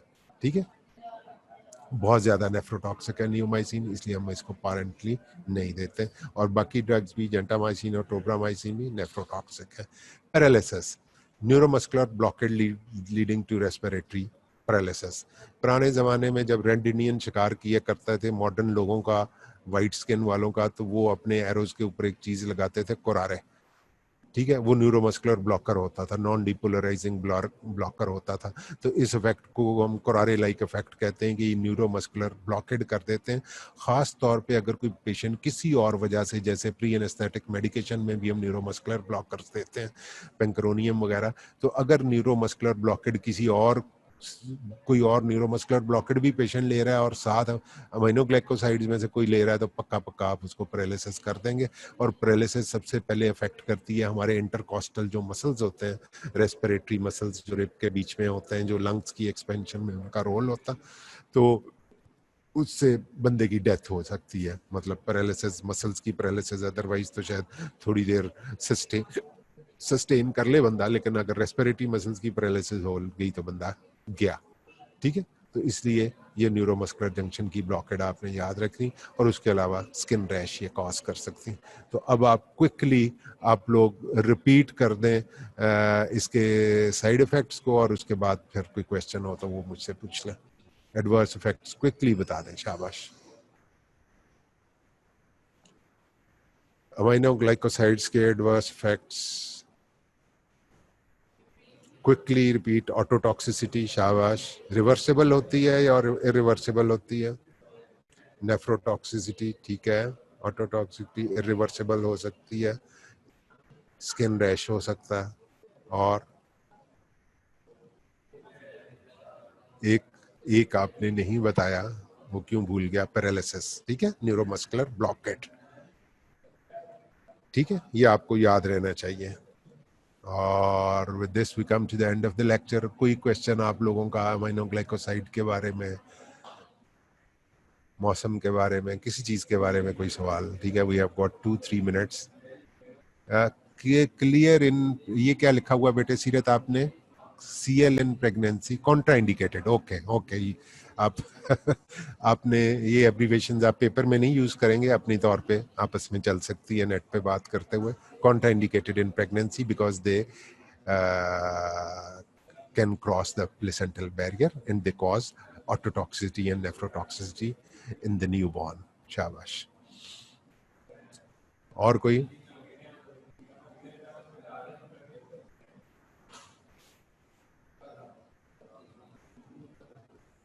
बस थोड़ा सा बेटे पॉजिटिव रहा करें, पढ़ते रहा करें ऑफ एंड ऑन, बाकी भी अर्तगुल भी देखें, लेकिन साथ अपने सब्जेक्ट्स को टच करते रहा करें। जो आपको लेक्चर पढ़ाया जाता है उसको उसी दिन अगर आप पढ़ लें तो आपको बाद में उसको याद रखने में बहुत सारी आसानियाँ हो जाएंगी। तो ऐसे ही धीरे धीरे इंशाल्लाह you will be doctor one day, you will be dentist and surgeons, and फिर हमारे जैसे बूढ़े लोग आपके पास आया करेंगे फिलिंग कराने, और आप बताएंगे उन्हें कि सर फिलिंग का तो रेट बहुत बढ़ गया। ठीक है, तो आपके लिए फ्री, चलो। लेकिन आपके कौन जीता है तेरी जुल्फ के सर होने तक, अभी मेरे दांतों में तो आजकल ट्रबल है, इसलिए मुझे याद आ गई ये बात करते करते। तो I will get it repaired by then इंशाल्लाह। चलो ठीक है, तो इंशाल्लाह next time with some other topic आपसे मुलाकात होगी। अल्लाह हाफिज।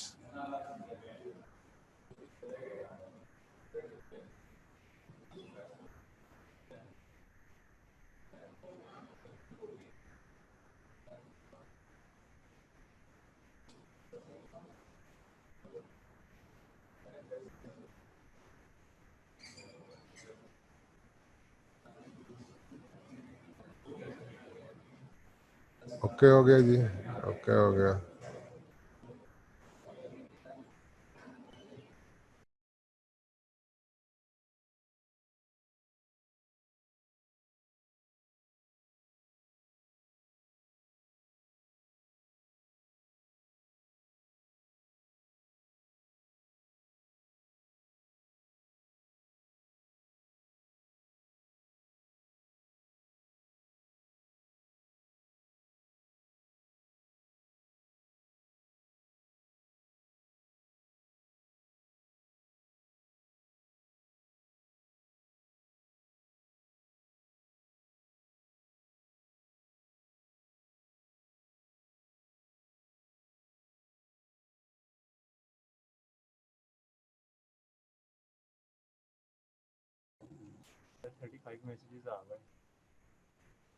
ठीक है, हमारा ये जा रहा होगा उनको। थोड़ा सा इधर इधर इधर कर लूं।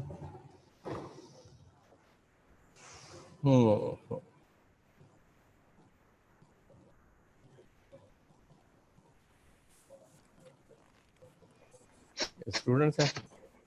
हेलो, इनको यार इसको को खोल दे, सारों की आवाज भी खोल दे, लड़े लड़े। सर अस्सलाम वालेकुम।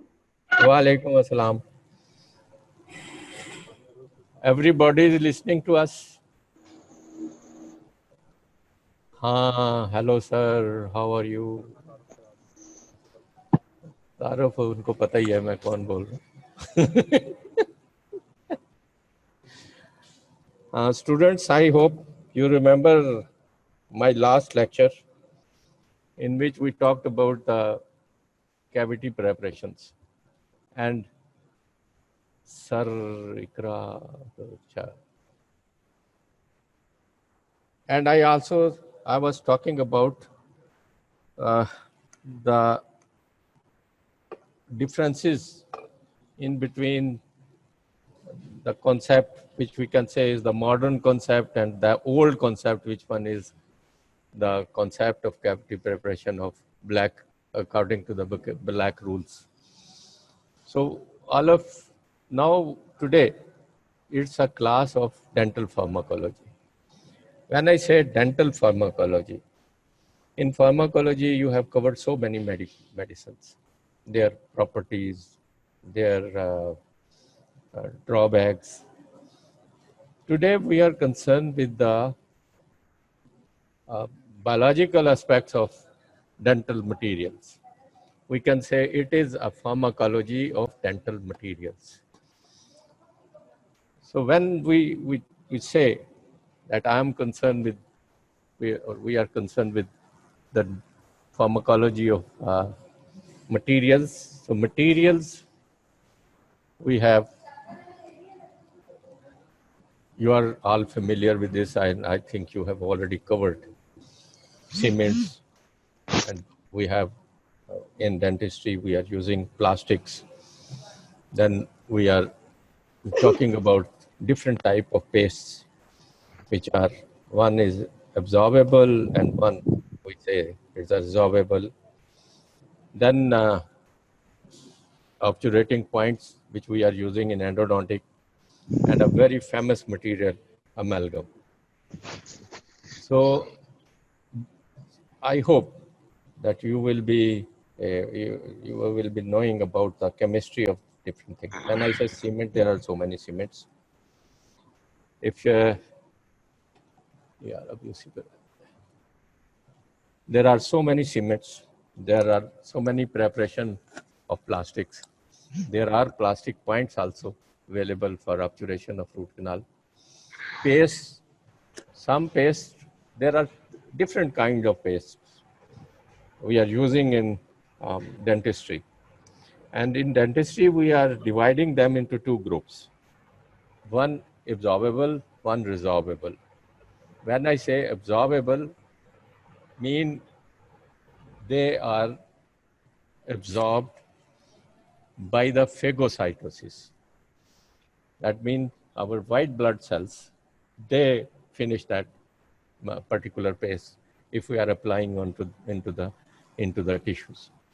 And others are resorbable. That means they itself degenerated. if they are present into the tissue. So we can divide these paste into two groups. One is absorbable, one is dissolvable. Then obturating points, then amalgam. So we have these different. If you can mention, all right, how many cements you have covered in class of dental chemistry? Can you people tell me how many cements you know or you covered in class of dental chemistry? Can you mention 1, 2, 3, 4?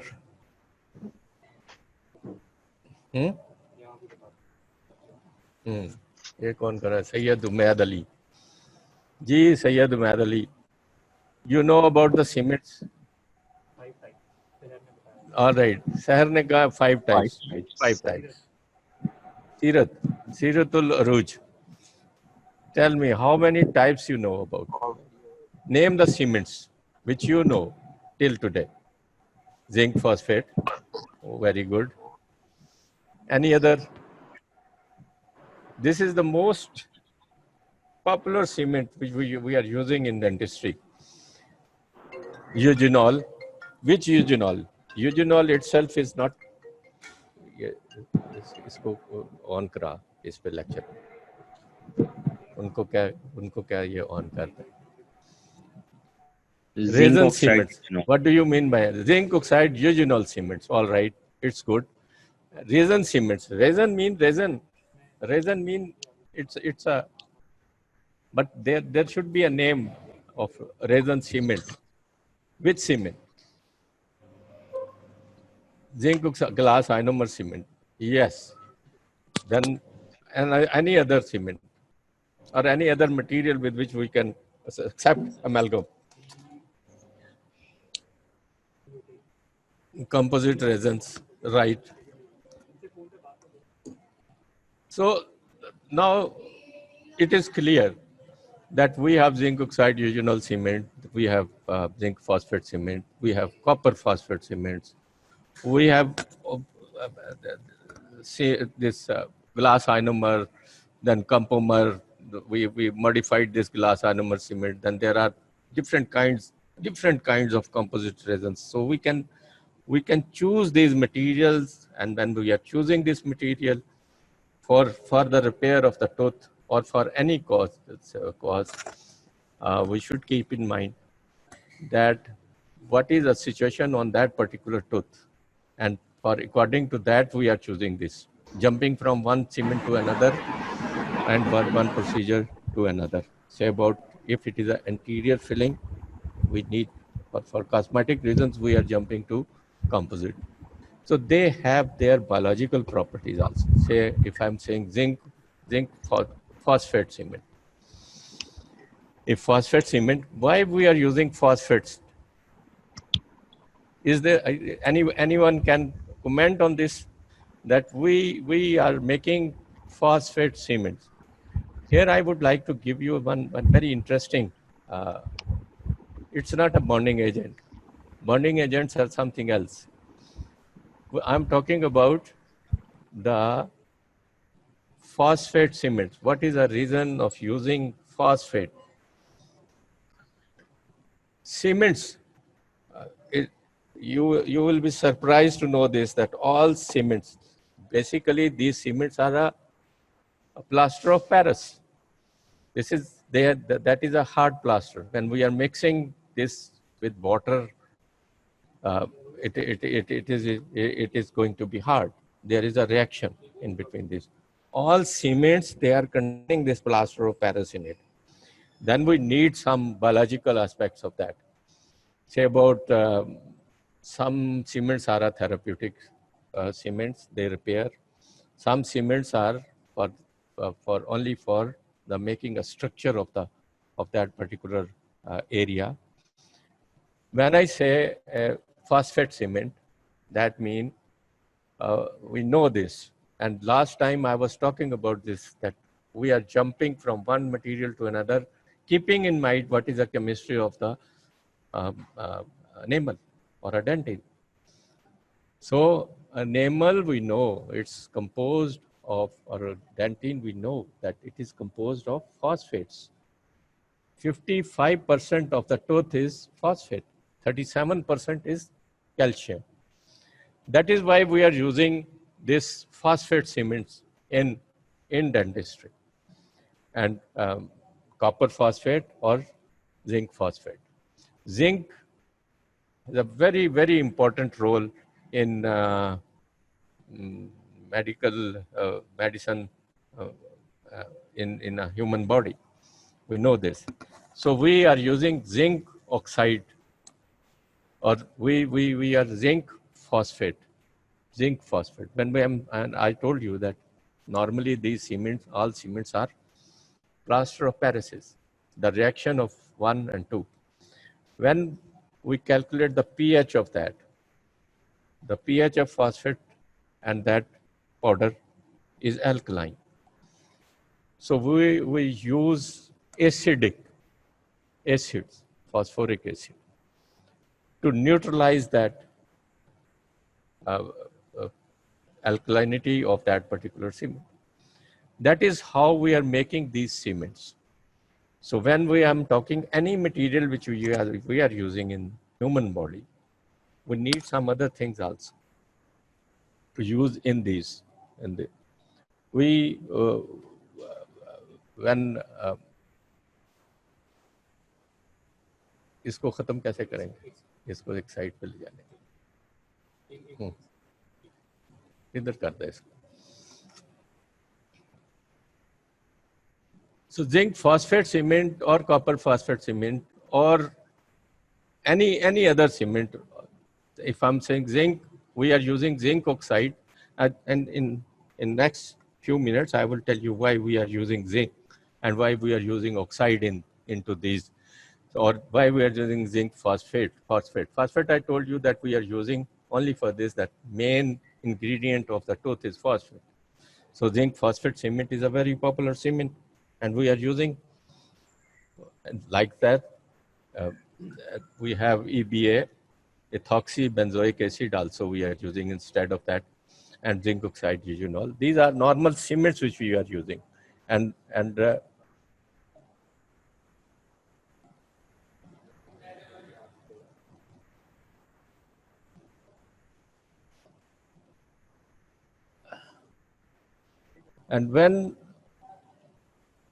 then after that, we have plastics. Epoxy resins, they are very important in use of endodontic and in use of sealing of the canal or other things. Diakete, polyvinyl resin, polyketone, and hydrones, 2-hydroxyethyl methacrylate, and hydrophilic gels we are using in this. These are the cements. They are also the cements which we are using in dentistry. And then paste. Normally, which very ideal paste which we are using is the iodoform and carry one paste. These are very, very, one is an example of a absorbable, and one is an example. First one is a first one, iodoform, is a paste, is resorbable, and carry one paste which we are using is a absorbable paste which we are using in dentistry. Then we are also using silver and titanium points, plastic points, and gutta percha points. If I say gutta percha points, gutta percha we know is a material which we extract from the trees, but we are adding zinc oxide. Even zinc is adding, we are adding zinc in amalgam also. So if we know the chemistry of this, we have a zinc in every material. Why we are using this?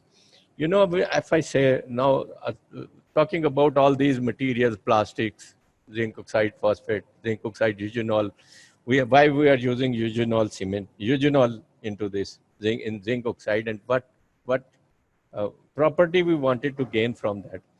This is all I discuss about chemistry of dental material and the material's name to give you an idea that whatever we are going to discuss now in next points and next slides, you should review that these particular materials which we are using in dentistry, and you should recall what type of their chemistry is.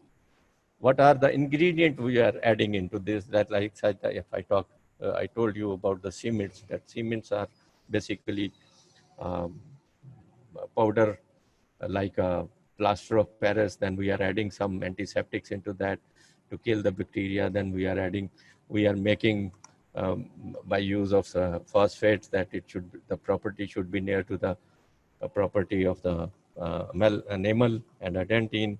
Then we are adding this acid into this and mixing it with the acid instead of mixing with the normal water, because it is a alkaline one.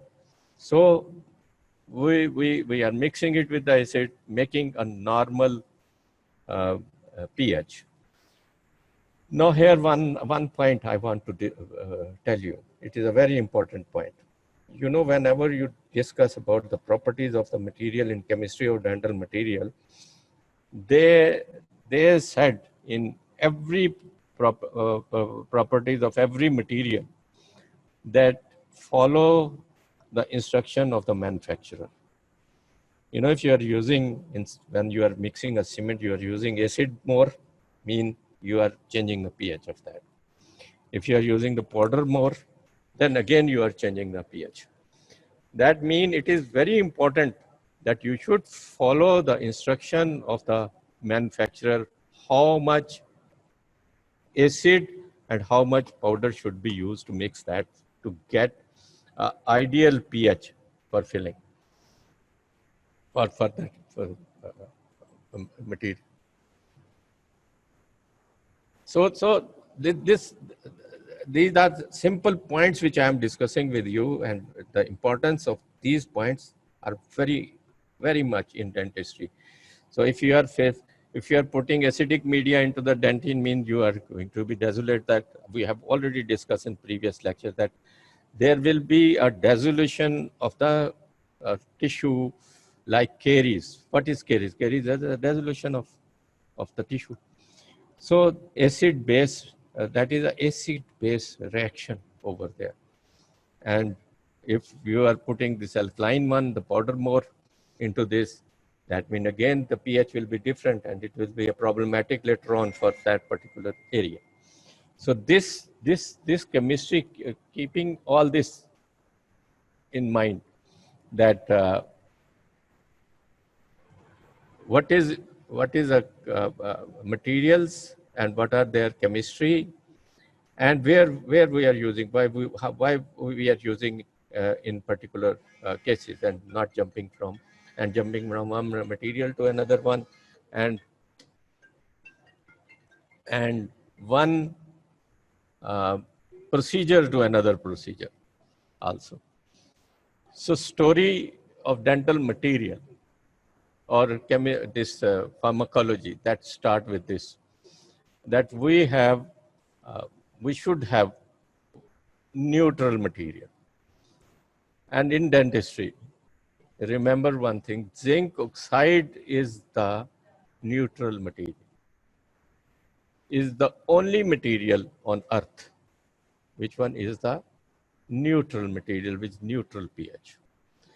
So that is why when we are using, or we are making any material in dentistry, the base will be zinc oxide. And zinc oxide is a very good shelf life. And that is why we are using zinc oxides into every material, whether we are making amalgam, we are making impression materials, we are making cements, we are making filling material, permanent filling material, lining material. Zinc oxide.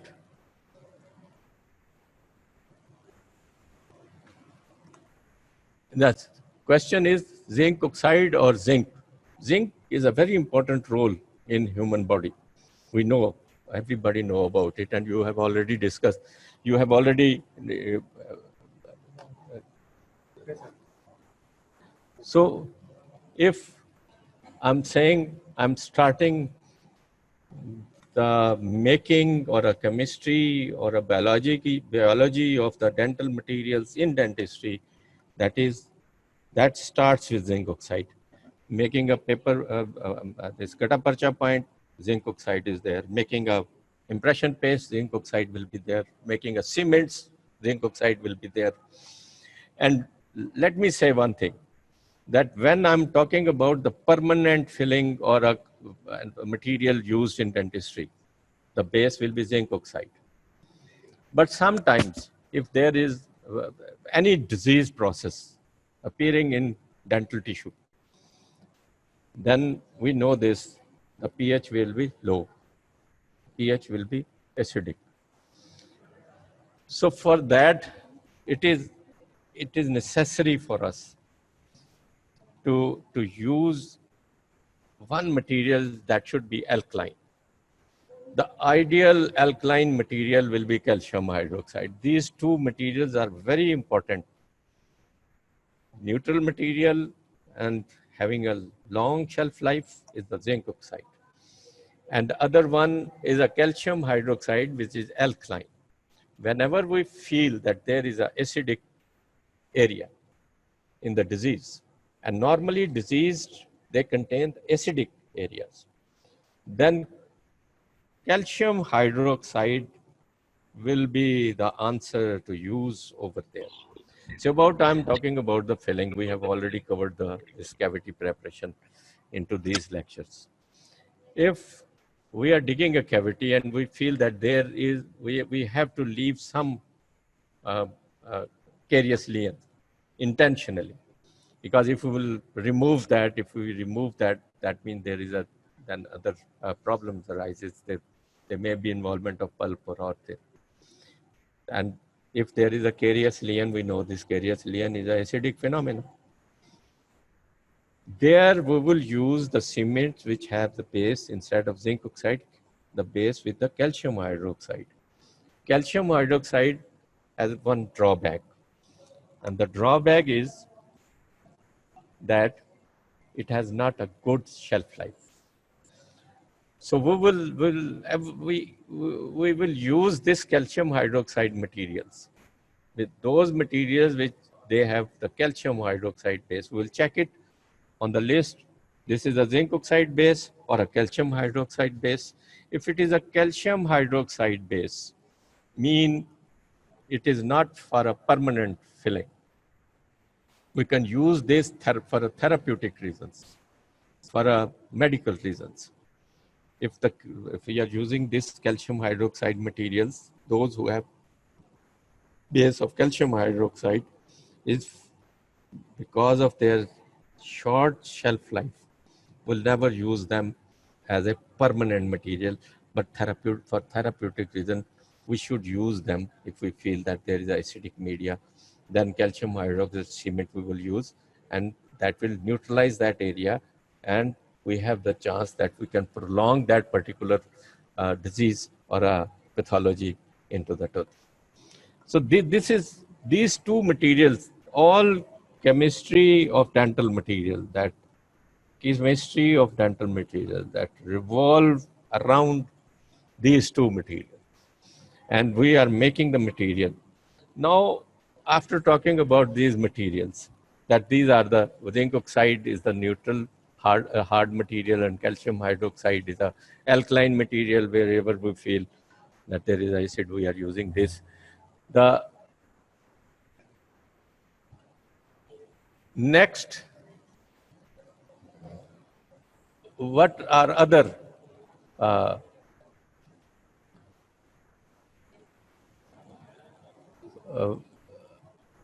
other things or other chemicals we need to put in this chemistry?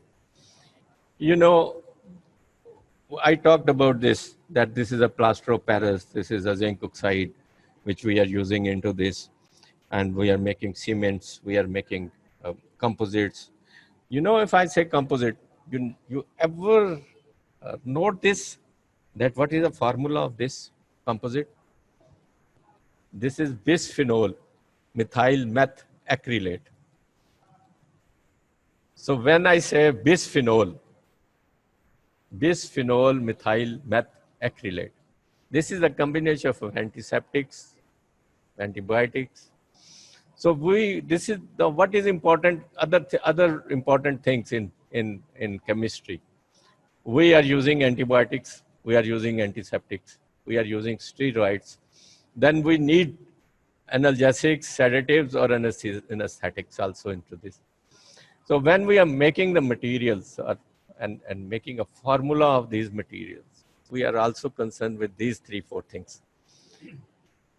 About if I say cement, we are using plaster of Paris, we are using acid, we are using zinc into this, zinc phosphate into that. But there is another important point into it, that any material which we are using that should have antibacterial property. For antibacterial, bacteria, viruses, and other things which we can kill by antibiotics or by antiseptics. These two are very important ones. And then if I ask,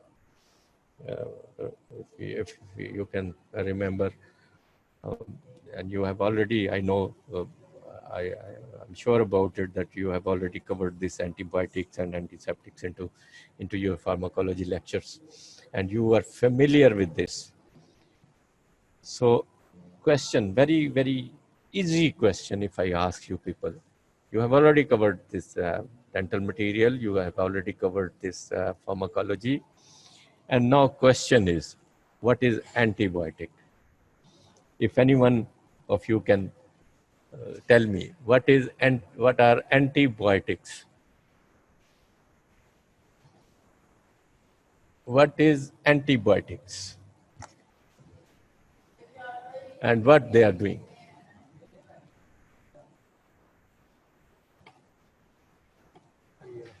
किधर नीचे आया जी, drug against bacteria, kill or resist bacteria, kill bacteria, a drug against bacteria. All right. If definition of your that inhibit the growth of destroy a microorganism, inhibit against microorganism, stop the growth also. If we are saying this, that some of them,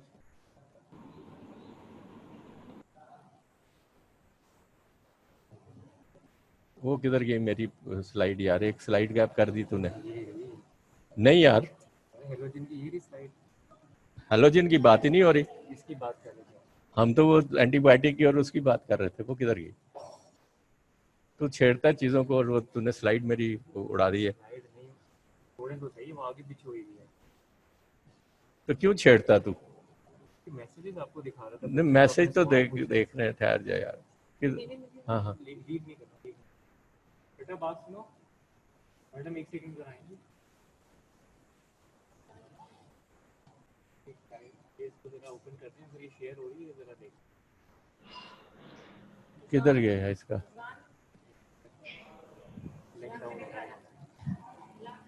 इधर दे मुझे।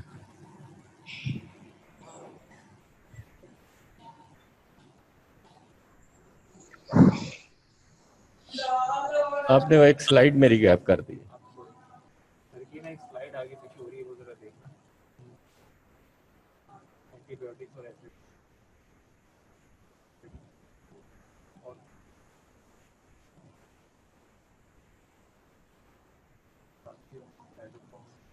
ओहो, तुम इसे छेड़ क्यों रहे हो? Slide इसी के अंदर ही है, स्लाइड नहीं है स्लाइड। इसके बाद सर की एक स्लाइड थी, वो किधर गई? डिलीट तो नहीं हो सकता, 9 के बाद। हाँ, 9 के बाद 10 है, 10 के बाद 11 है, 12 पे 13 है, ये आ रही है।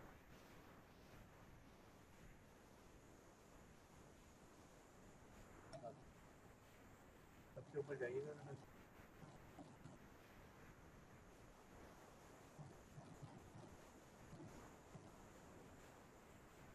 नहीं यार, वो तूने डिलीट कर दी मेरी स्लाइड। डिलीट होती तो नंबरिंग आगे पीछे हो जाती, नंबर पूरे चल नंबर तो ऑटोमेटिकली एडजस्ट हो जाएंगे।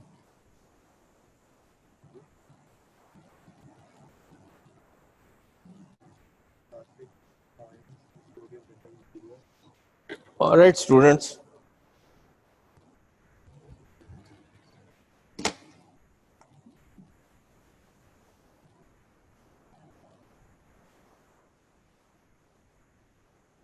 छेड़ने की जरूरत क्या पड़ी हुई है?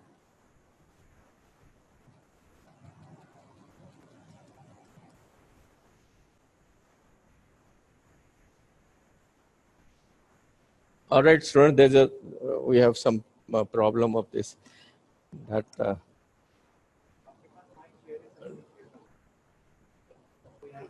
doctor sitting with me is making.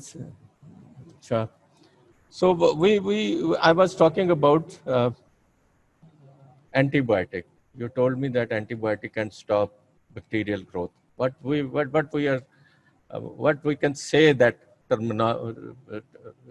if you can tell me that antibiotic are effective against gram-positive, antibiotics are effective against gram-negative bacteria. Then, if I say that antibiotics are bacteriostatic and bactericidal. If we are saying this bactericidal, now tell me what is bactericidal, what is bacterial, bacterio.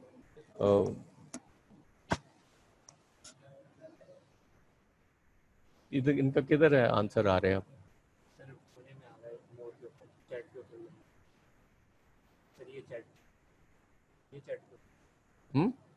के ऊपर sir, ये का 5 लिखा हुआ है नीचे।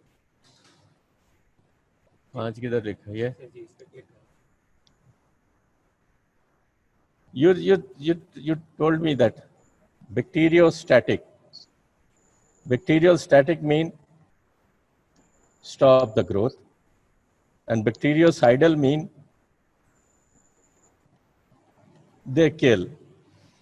So if I say that some are bacteriostatic, some are bactericidal, they kill bacteria, and if we know this, some antibiotics are effective against aerobes, some are effective against anaerobes. So what is a difference in between aerobes and anaerobes? Aerobes or anaerobes? The bacteria are gram-positive, bacteria are gram-negative. Yes. The bacteria, those who can live without oxygen, we can call them, they are anaerobes. The bacteria which are living with oxygen are aerobes. So we now if I say that antibiotics we are using to kill the bacteria. Antibiotic are the bacteriostatic, bactericidal.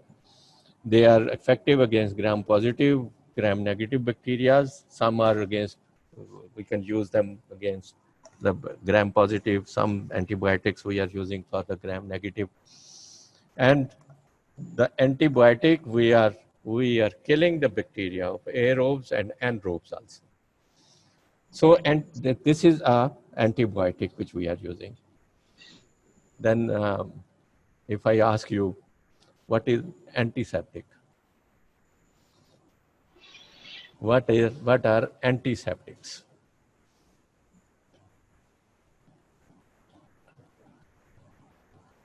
You know, we are using this antibiotic to kill the bacteria. When we are making the materials, we keep in mind that when we use into the oral cavity or in the tissue, that should be a bacteriostatic or a bactericidal and should have a long shelf life. And now question is, what are antiseptics? Whether we are using them to kill the bacteria. Hello students. What are antiseptics? And I know this that you have already covered this in pharmacology. What are antiseptics?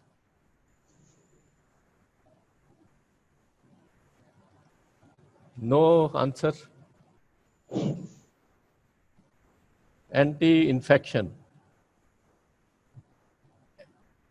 Infection.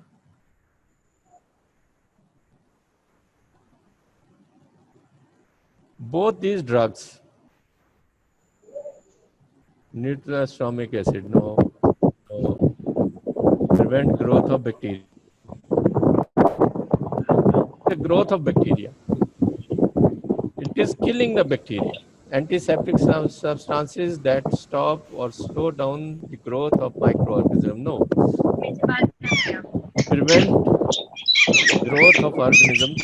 See, antibiotics are bacteriostatic and bactericidal. These and when I say antiseptic, both we are using to kill and to finish the bacteria. Sepsis, antiseptic means sepsis. Sepsis, antibiotic is also effective against the sepsis or against any infection. We are using them. Infection is something else. Then it will be so long if I will start asking what are infection. If we know this, if we know normal physiology, and if there is a problem, we can say that there will be an inflammation. And if I'm talking before going to the aseptic condition, the tissue will be in the condition of inflammation. For inflammation, we know this, that there are 5 signs. One is redness, swelling, pain, edema, and all these things are 5 things. It's the temperature of that. So this will be before going to a sepsis position or a septic position or septic infectious area, there will be an inflammation. Then there is a war in between of white blood cells and that particular bacteria or diseases. Then if our defense mechanism will be weak, then it will be converting into a sepsis position or a septic position. And there will be a death of bacteria, our normal white blood cells or a defense mechanism cells. Then there will be a pus in result of that. And then we can say this is an infectious condition. So antibiotics we are using against the bacteria to kill the bacteria. And the antiseptics also we are using to kill the bacteria. Antibiotics can be a bacteriostatic, but antiseptics cannot be. That we are using, that they are killing the bacteria in any way. No difference in between antibiotics and antiseptic chemicals. Antibiotic chemicals are those chemicals which affect after absorption, they affect on the cell or a cell wall, or they affect the normal cell mechanism inside the cell wall. Say I can give you an example for this and it will be clear to you. All those chemicals which affect, if it is a room, the room is a cell in which I am sitting. If any chemical which is affecting on the cell coming in the room and then affecting the cell metabolism or cell wall or cell and chemistry and killing it will be called antibiotic. All those chemicals which are affecting directly, not coming inside, they are they are affecting the cell wall outside the room. They will directly affect and kill the bacteria, will be antiseptic. But there are some antibiotics which can affect the bacteria from outside. When we are using these antibiotics or antiseptics directly affect on the bacteria and kill them all. So we can use them externally only. But antibiotics, they absorb by a normal process, they goes into the cell and then affect. So antibiotics are more harmful when we are prescribing them, because when we prescribe antibiotic, that will go into the blood, then it will go in each and every cell of the body, and then they affect on the normal cells also, not only on the bacterial cell. And they will affect and they will kill. And normally all type of antibiotics, they affect on the cell metabolisms.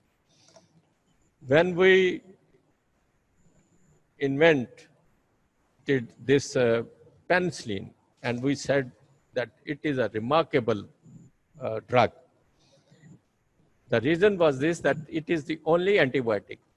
Penicillin is the only antibiotic which affect only on the cell wall.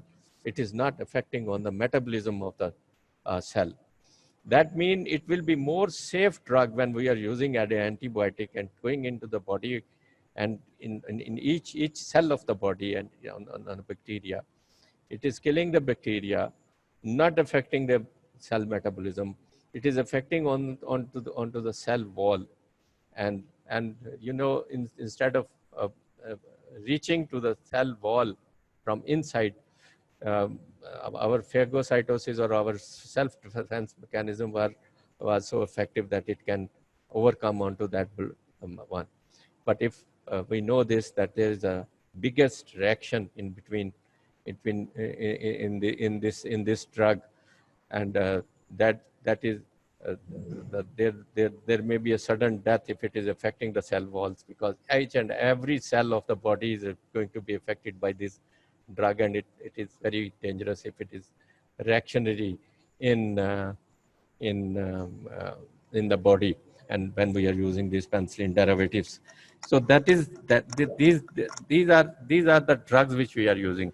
So if we are prescribing, or if you are using these antibiotics in dentistry, and we are using antiseptics in dentistry, if we put this antibiotic, then we will wait for this, that it will be absorbed by a normal process and then go into the every cell and then affect from the inner side of the cell. But antiseptics, they can affect directly onto that. So there is no role of antibiotics into dentistry. Very, very, very, very slight role of antibiotics in dentistry.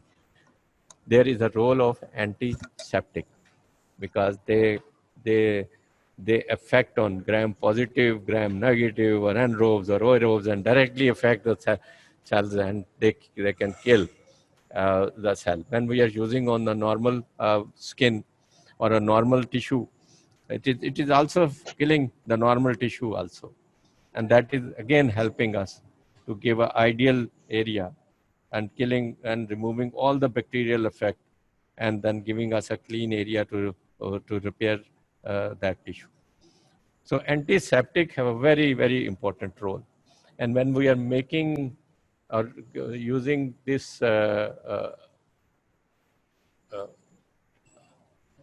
we are making the materials in dentistry, we are putting antiseptics into all material, into our materials. So any material which we are making in the use of the oral cavity or in dental tissues or a normal tissues, we are adding antiseptics. No material which we are making, or sometimes we are using the materials which are already antiseptics. That's how we are not using. If I say any acid can kill bacteria. So all these in the cements, if you are using this acid can kill the bacteria itself. All acids can kill the bacteria.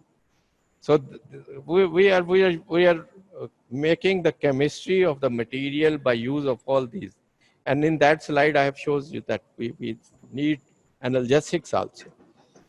So there are the materials which have the effect of relieving of pain.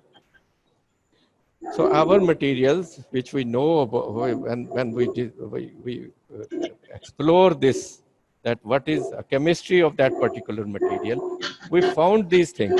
There should be one basic material, which can be a zinc oxide or a calcium hydroxide.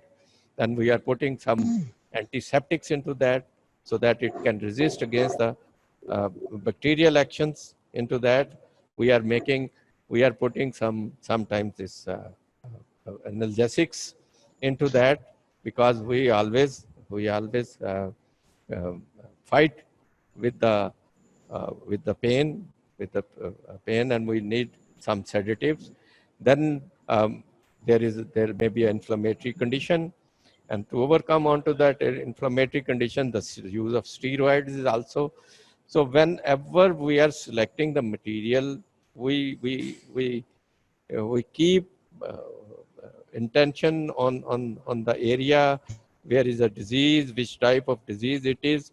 Then we are selecting the material, and then whenever we are selecting the material, we'll keep in mind which material we are selecting, and whether that material have the properties of killing the bacteria, that material have the property of analgesic or not, or if there is an inflammatory condition, we use some materials, they have the steroids into that. So this I have given you an idea that how we are making and how we are deciding about this uh, chemistry, making a chemistry of any material. There are other properties also. Say about if it is impression materials, we are concerned with the elastic quality of that particular material. We are concerned with the hardness of the material. We are concerned with the this uh, other dental chemistry properties, and we keep in mind. But when we are selecting or we are making the materials, we need these things, that we need antibiotic, we need antiseptic, we need steroids, we need analgesic, anesthetics, all these things. So there are the materials. We can say that these are antiseptics. Fortunately, these antiseptics have all these qualities. There are some antiseptics, those have the quality of killing the bacteria. All antiseptics have the quality of killing the bacteria, but some they have quality to kill the pain. They have they are a good strong antiseptics, but with the quality of killing the pain, killing the bacteria also. Some antiseptics are very good detergents, so they wipe off that particular, and we are using some are chromic antiseptics. So in this lecture now I'm on the point of pharmacology. What is a pharmacological effect? All that I have discussed to give you an idea about the materials, about their properties and biological effects, and what thing we are adding to making the that particular one. So antiseptics is playing a very important role in dentistry, because whatever I talk, say about it is a painkiller, it is antiseptic, it is killing the bacteria, it is a steroid, anti-inflammatory drug, there are antiseptics available with the property of killing the pain, with the killing bacteria, killing all other things. And we will discuss one by one. So when I say antiseptic, you know, antiseptic, I am my telephone. Oh. What is antiseptics? Antiseptics are the chemicals which are directly hit the cell wall and give us different properties. And they kill the bacteria, all the bacteria.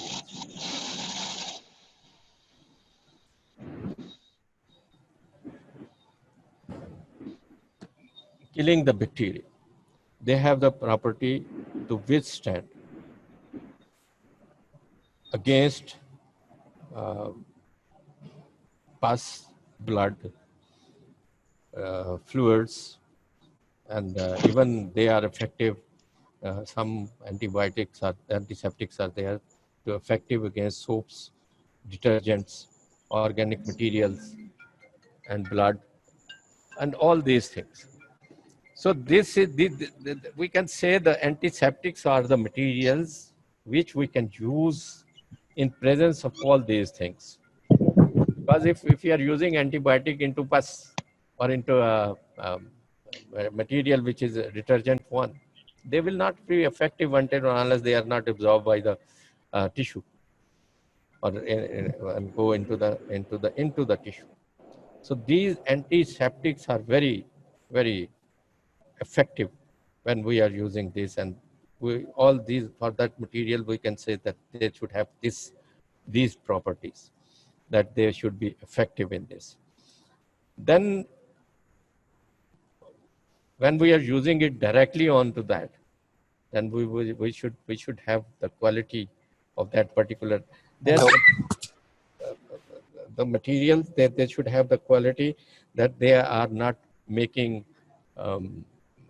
corrosion onto that particular area or making some other effects uh, onto that. So we can subdivide them into different. If I'm saying it is killing the bacteria, then we are not concerned only with the bacteria.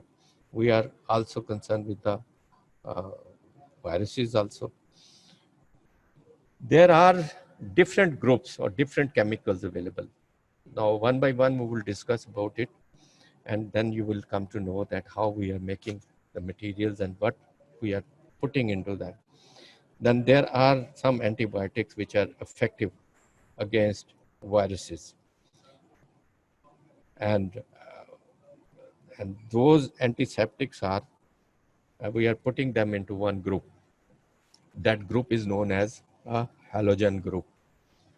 And this halogen group, we know so many things. You know, on screen you can see the iodine, iodophores, iodoform, eosol, sodium hypochlorite solution, which we are using in history, and this chloramine. This is one, halogen is one antiseptic group. Very, very important, and in which we have iodine, iodophores, betadine. I will discuss the properties of these, why we iodoform, in which we are making this carry one paste, and I told you this is a absorbable paste. Eosol, hypochlorite solution, chlorine compounds which we are using to sanitize our water tanks and all that, or we are going to spray into the hospital or into the rooms to make that sanitized and killing the bacteria into that area. Sodium hypochlorite. This halogen group is the group which is very effective against not only a gram positive and gram negative bacteria, but also for viruses. If I am talking about the virus in these days, you know, the virus is a very important name. We are fighting with this coronavirus, and this is a one very effective antiseptic group which can be effective against a viruses, and that is why we are going to have a spray of chlorine. The property of this particular group is that when it react with the proteinous material, it breaks down into other compounds. By breaking in other compounds, in gas, in other water, and that is giving us help that it should not be. We know antiseptic, if it is against, it is good against bacteria, it is good against our normal body or normal tissue also.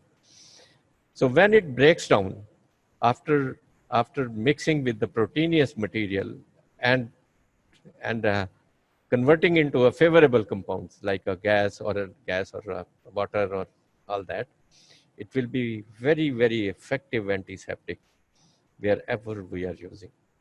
And for that, we are making the materials which are absorbable or resorbable.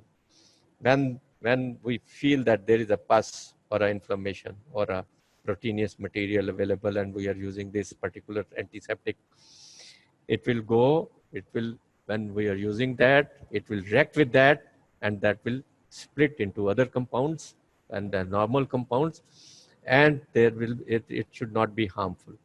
So if we are making materials like iodophore, iodine, iodine, there is one biggest drawback of this iodine, that it leaves stain. And it is a drawback which we cannot. Normally, when we are in the operation theater, we are lining or we are marking the area with iodine. We are using this iodine in sanitization of our this disinfection to hands and all that. But we cannot use this on sundries or on clothes, because when we use this on the iodine or a halogen group onto the clothes or on sundries or all these things, they will kill the bacteria, but they will stain that particular area also. To overcome onto this property of the staining of that iodine or this halogen group, we make this betadine. When I say iodophores, we put some detergent into that so that it should not leave any color, and we make another compound by mixing two compounds, and we call that it is a betadine or iodophores. And with these names, and we can again say that this is a halogen group which we are using in making the materials and killing the bacteria in dentistry. Then there is iodoform. Iodoform is again a combination of other, and we are putting into this another compound which can be effective against the bacteria and coagulating the bacteria, which I will discuss on next slide also. What is iodoform? It is iodoform, and we are again mixing another antiseptic into that to resist against the virus and resist against all that. And we are making this carry one paste in dentistry. It is a absorbable paste. And when it will be interesting for you when it is we are using it directly into the tissue, or normally this paste is used in endodontic.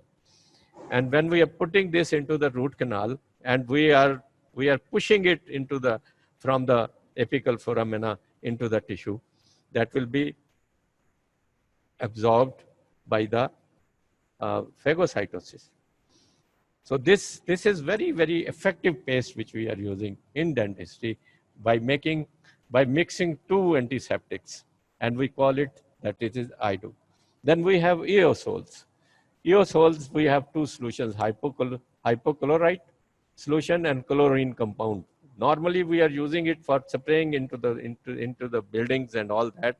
Whenever these materials or this spray that mix with they mix or they join with this proteinous material available in that it is, or they are directly hitting on this, that proteinous material normally available if there is a bacteria. Bacteria is a proteinous material also. So it is killing that, and then it is converting into other compounds, and it is breaking down, and again it will be a very effective for us when we are using it in the buildings or all that. Chlorine compound, you are all familiar with this. And one compound of this halogen group is sodium hypochlorite. And this sodium hypochlorite, you know, sodium is a very, very essential element of our food and all this. And when we are making it sodium with mixing it with the hypochlorite, mean halogen group solution, 1 to 6%, it is a very effective solution. When we are using into root canal disinfection or when we are using for the irrigation of the root canal, this is a very ideal and a very popular solution which we are using to clean the root canals. And when we are putting it into the canals, if there is a proteinous material, but we should know, and we should note this thing, that there is a proteinous material.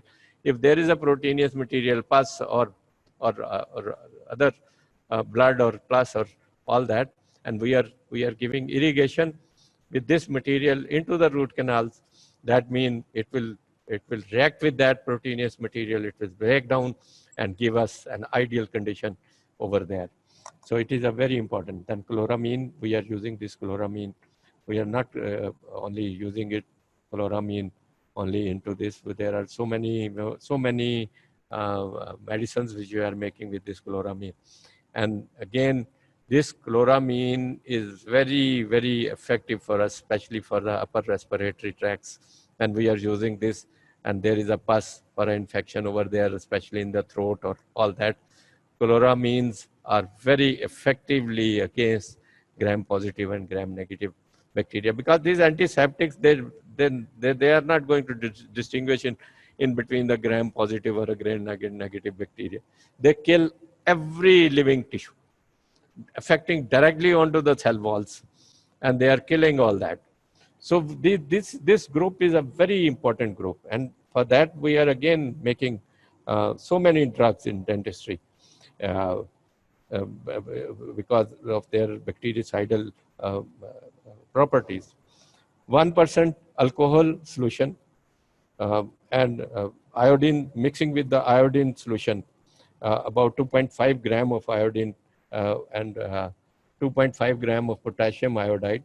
And for mixing that, it will be a ideal material using into the oral cavity, disinfection of the oral cavity or mouthwash. It is a very effective mouthwash when we are using this by making a mouthwash with this. Then there are so many other materials which are making with this, and we are using iodine pressure. One material we are calling Talbot solution in dentistry. It is a very effective solution. You know, in this iodine 183 gram, zinc oxide 110 gram. You know, in next coming days, when you will be in fourth year or a final year, we will discuss all these, because these are very effective drugs we are making, and we are using this. So again, zinc oxide 110 gram, iodine 183 grams, and water of 82 mins, and glycerin 1 oz. If we are mixing it, it is a very good disclosing solution we are using in dentistry. And we call this normally the Talbot solution. So this is how we are making. I am giving you an idea. Zinc oxide, iodide, distilled water, mixing with the distilled water, and iodine crystals, if we are adding 0.6 gram into that, it is again electromedication type of material. And we are using into the pulp cavities to disinfect the pulp cavities. So like such, if we are making this carry one paste, iodoform carry one paste, normally we are mixing iodine, iodoform 6 parts, 40 parts camphor into that. Camphor is also one important antiseptic, and paraphenol.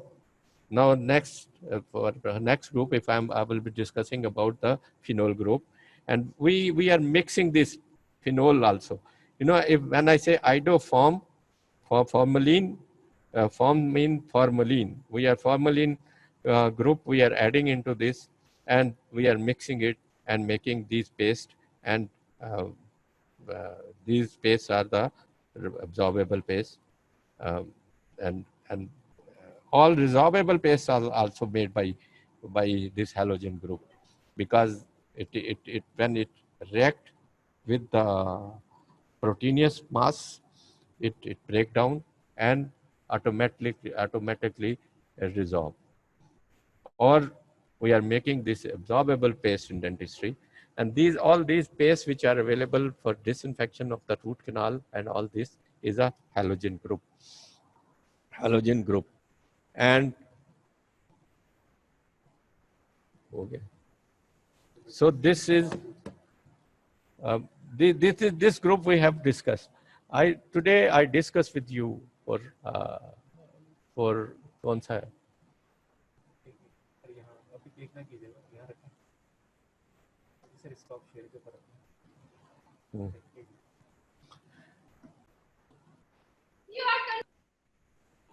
So ये दो सवाल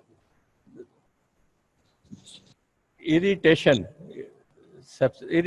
नहीं, irrigation mean, you know, in agriculture we have the canal system and we are irrigating that. Irrigation mean we are cleaning it with the water, Purification. with the water. सुनिए क्या कहती है?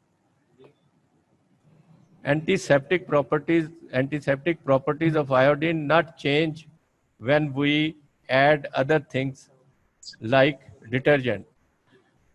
Yes, this is a good question you are asking me. You know, we are not adding detergents itself, because when we are putting antiseptic into detergent, some antiseptics they are ineffective then there are the detergents available.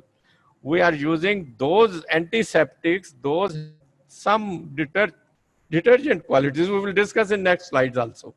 What are the antiseptics having detergent qualities? And only those we are adding. When I say iodophores mean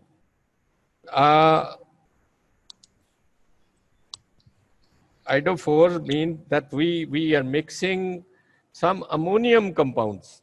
We'll discuss in next slides what are the ammonium compounds and where we are using them. When as I have already discussed about the halogen group, that what is how it is going to affect when there is a proteinous or when there is this blood or pus or that material available. We know this, that some of these antiseptics, they are ineffective when detergents are there. We are not putting detergent only. We are mixing it with the antiseptics which have some detergent qualities. We will discuss on next slide, in next groups or next slides. But here, yes, and other your question is that irritation due to iodine. Iodine is not creating irritation. The drawback in this iodine is only this halogen group is only this, that it stains, it leaves staining. That is why we recommend this in that we can spray into the rooms, we can disinfect the areas, but we will not use this in sundaris or our these clothes or papers. We will not disinfect them with this particular group. This group is only for this, that we can disinfect the skin if we are using this, and when we are disinfecting especially in the operation theaters, we are disinfecting with the iodine. That iodine staining can tell us that on which area we have disinfected. Sometimes this staining is a drawback of that, but somewhere we are having some positive properties from that when we use this. Iodine we are making, we use it to align the area where we have to give the cut or all that. We are cleaning that particular area. There are some mouthwashes also. We are making some mouthwashes, but not only for this iodine, we are changing it or we are mixing it with some detergent or other materials, which will be clear when I will be going on other slides. So iodine burn with tincture. Tincture of iodine burns. That burns only because when we are making making a tincture of that. Here I am not concerned with the tincture of that. I'm not mixing it with the. We are using the iodine, only iodine when we are in the operation theaters. Iodine is a very effective when we are disinfecting the hands or making the solutions of antiseptic. But remember one thing, that we will never use these antiseptics or antibiotics in that strength which is very harmful for our tissue. We'll always dilute them, and we will make them onto that particular dilution, that it is not harming our normal tissue as such, harming the bacteria. Bacteria cell is a very small cell, and very small amount of or a concentration of that particular antiseptic can kill that. But our tissue has a defense mechanism. Our tissue is not a tissue of a bacteria. So when we are using in diluted form these antiseptics, we diluted them in that particular quantity, that it is not harming our normal tissue. It will harm the only the bacterial cell. When we use zinc oxide with act as a natural agent. When we will use it when we are making a normal permanent material. Then when I say we want to make a material, something will be a main ingredient in which we will add other things. Zinc oxide is a material which is a basic material which we are using to make any material. Then we will put other materials to overcome onto the demand of those properties which we needed in that particular area. So it is a basic material. There are two basic materials when we are talking about the materials of dentistry. There are two. One is a neutral material, and I told you that in the earth there is only one material, is a zinc one. And we can't use zinc directly into that. We will use the oxides of that. Normally in dentistry, we are using the oxides of metals, oxides of other materials. And these oxides we are using for different properties. Some oxides are there which we are using for the coloring of that particular cement. Or some oxides are so hard that we are using these oxides to give hardness to that particular material. So we will discuss in detail when we will be discussing about the making of the material, which oxide, which for what we are using copper phosphate cement also.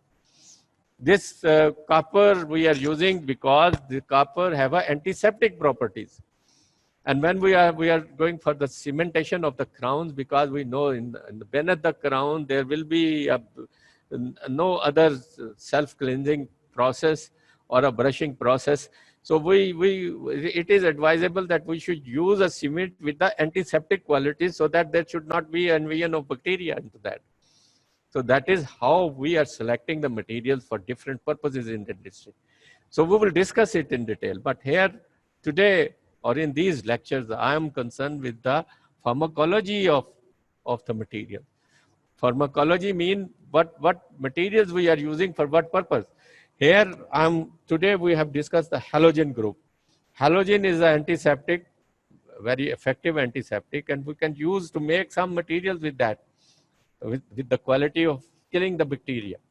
So this is normal caries due to low pH acidity. Then we use calcium hydroxide. Yes, we will use calcium hydroxide if we feel that there is acidic area into there.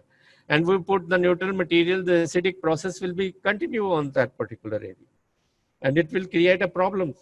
So we will go for a therapeutic material onto that one, and the therapeutic material will be calcium hydroxide or other material which we can, as zinc oxide eugenol. Zinc oxide eugenol is an antiseptic material. It kills the pain also. We will discuss in coming slides one by one these groups and their qualities. If you remember these, we will again repeat this lecture in final year also, because it will give you an idea. If you will forget about this, and you will again will be fresh knowledge about the materials which we are using in dentistry and how we are using this. So tomorrow we will discuss the other antiseptics with other qualities and how we are adding them and how we are making the materials with this. All these materials are antiseptics. And remember this thing, we are using these antiseptics to uh, uh, uh, sanitize and to make um, um, aseptic areas and disinfectant. All the disinfection, remember one thing, disinfection solutions are antiseptic solutions, as this halogen group. If we put the instruments into this in halogen group or iodine or other, they will be disinfected. But the problem is the staining. So we are not using this iodine group for disinfection the instruments of dentistry or any other instruments. But sometimes if there is chances of invasion of viruses. So this is the group only, which is very effective against the viruses. So when we know this, that there are the viruses, and then we will make some disinfectant solution with the properties of halogen group. So we should overcome onto that. This will be more clear when will be clear about all details of these antiseptics. And tomorrow, inshallah, we will again sit down and we will talk about the phenol group. What is a phenolic group and how we are using this and what are their main preparations available in the market and how we are making this and overcoming onto this. So today we are talking about, we talked about the aerosols, we talked about the sodium hypochlorite. These are all ingredient or these materials available in the market, and we are using them. If you know, if you will be clear about the use of these antiseptics and their properties, I give you assurance that you will be a very good dental surgeon. You will be a very good person who can jump from one property to another properties, one procedure to another procedure. You will be very good in choosing the material or the cement for the restoration of the tooth or any other disease in dentistry. It will be all clear to you, inshallah ta'ala. So any other question which you feel that it is not clear up to now?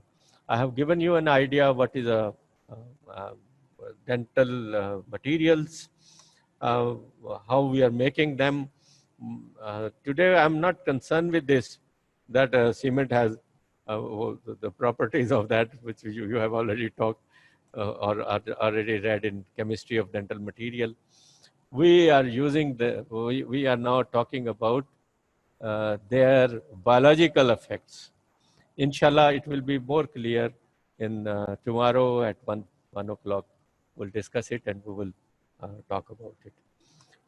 You should have questions about these things, but which I have talked.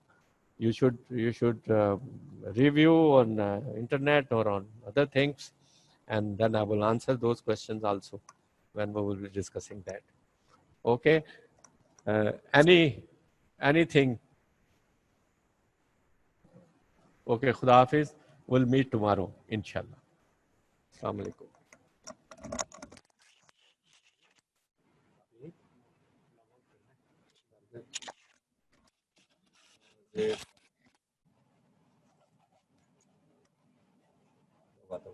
ठीक नहीं ओए ਤੈਨੂੰ ਪਤਾ ਹੈ ਇਹਨਾਂ ਗੱਲਾਂ ਦਾ ईमानदारी से दस हो गया ना हाँ जी खत्म नहीं खत्म कर दे बस वो काफी नहीं हो गया घंटा डेढ़ हो गया सन गल कर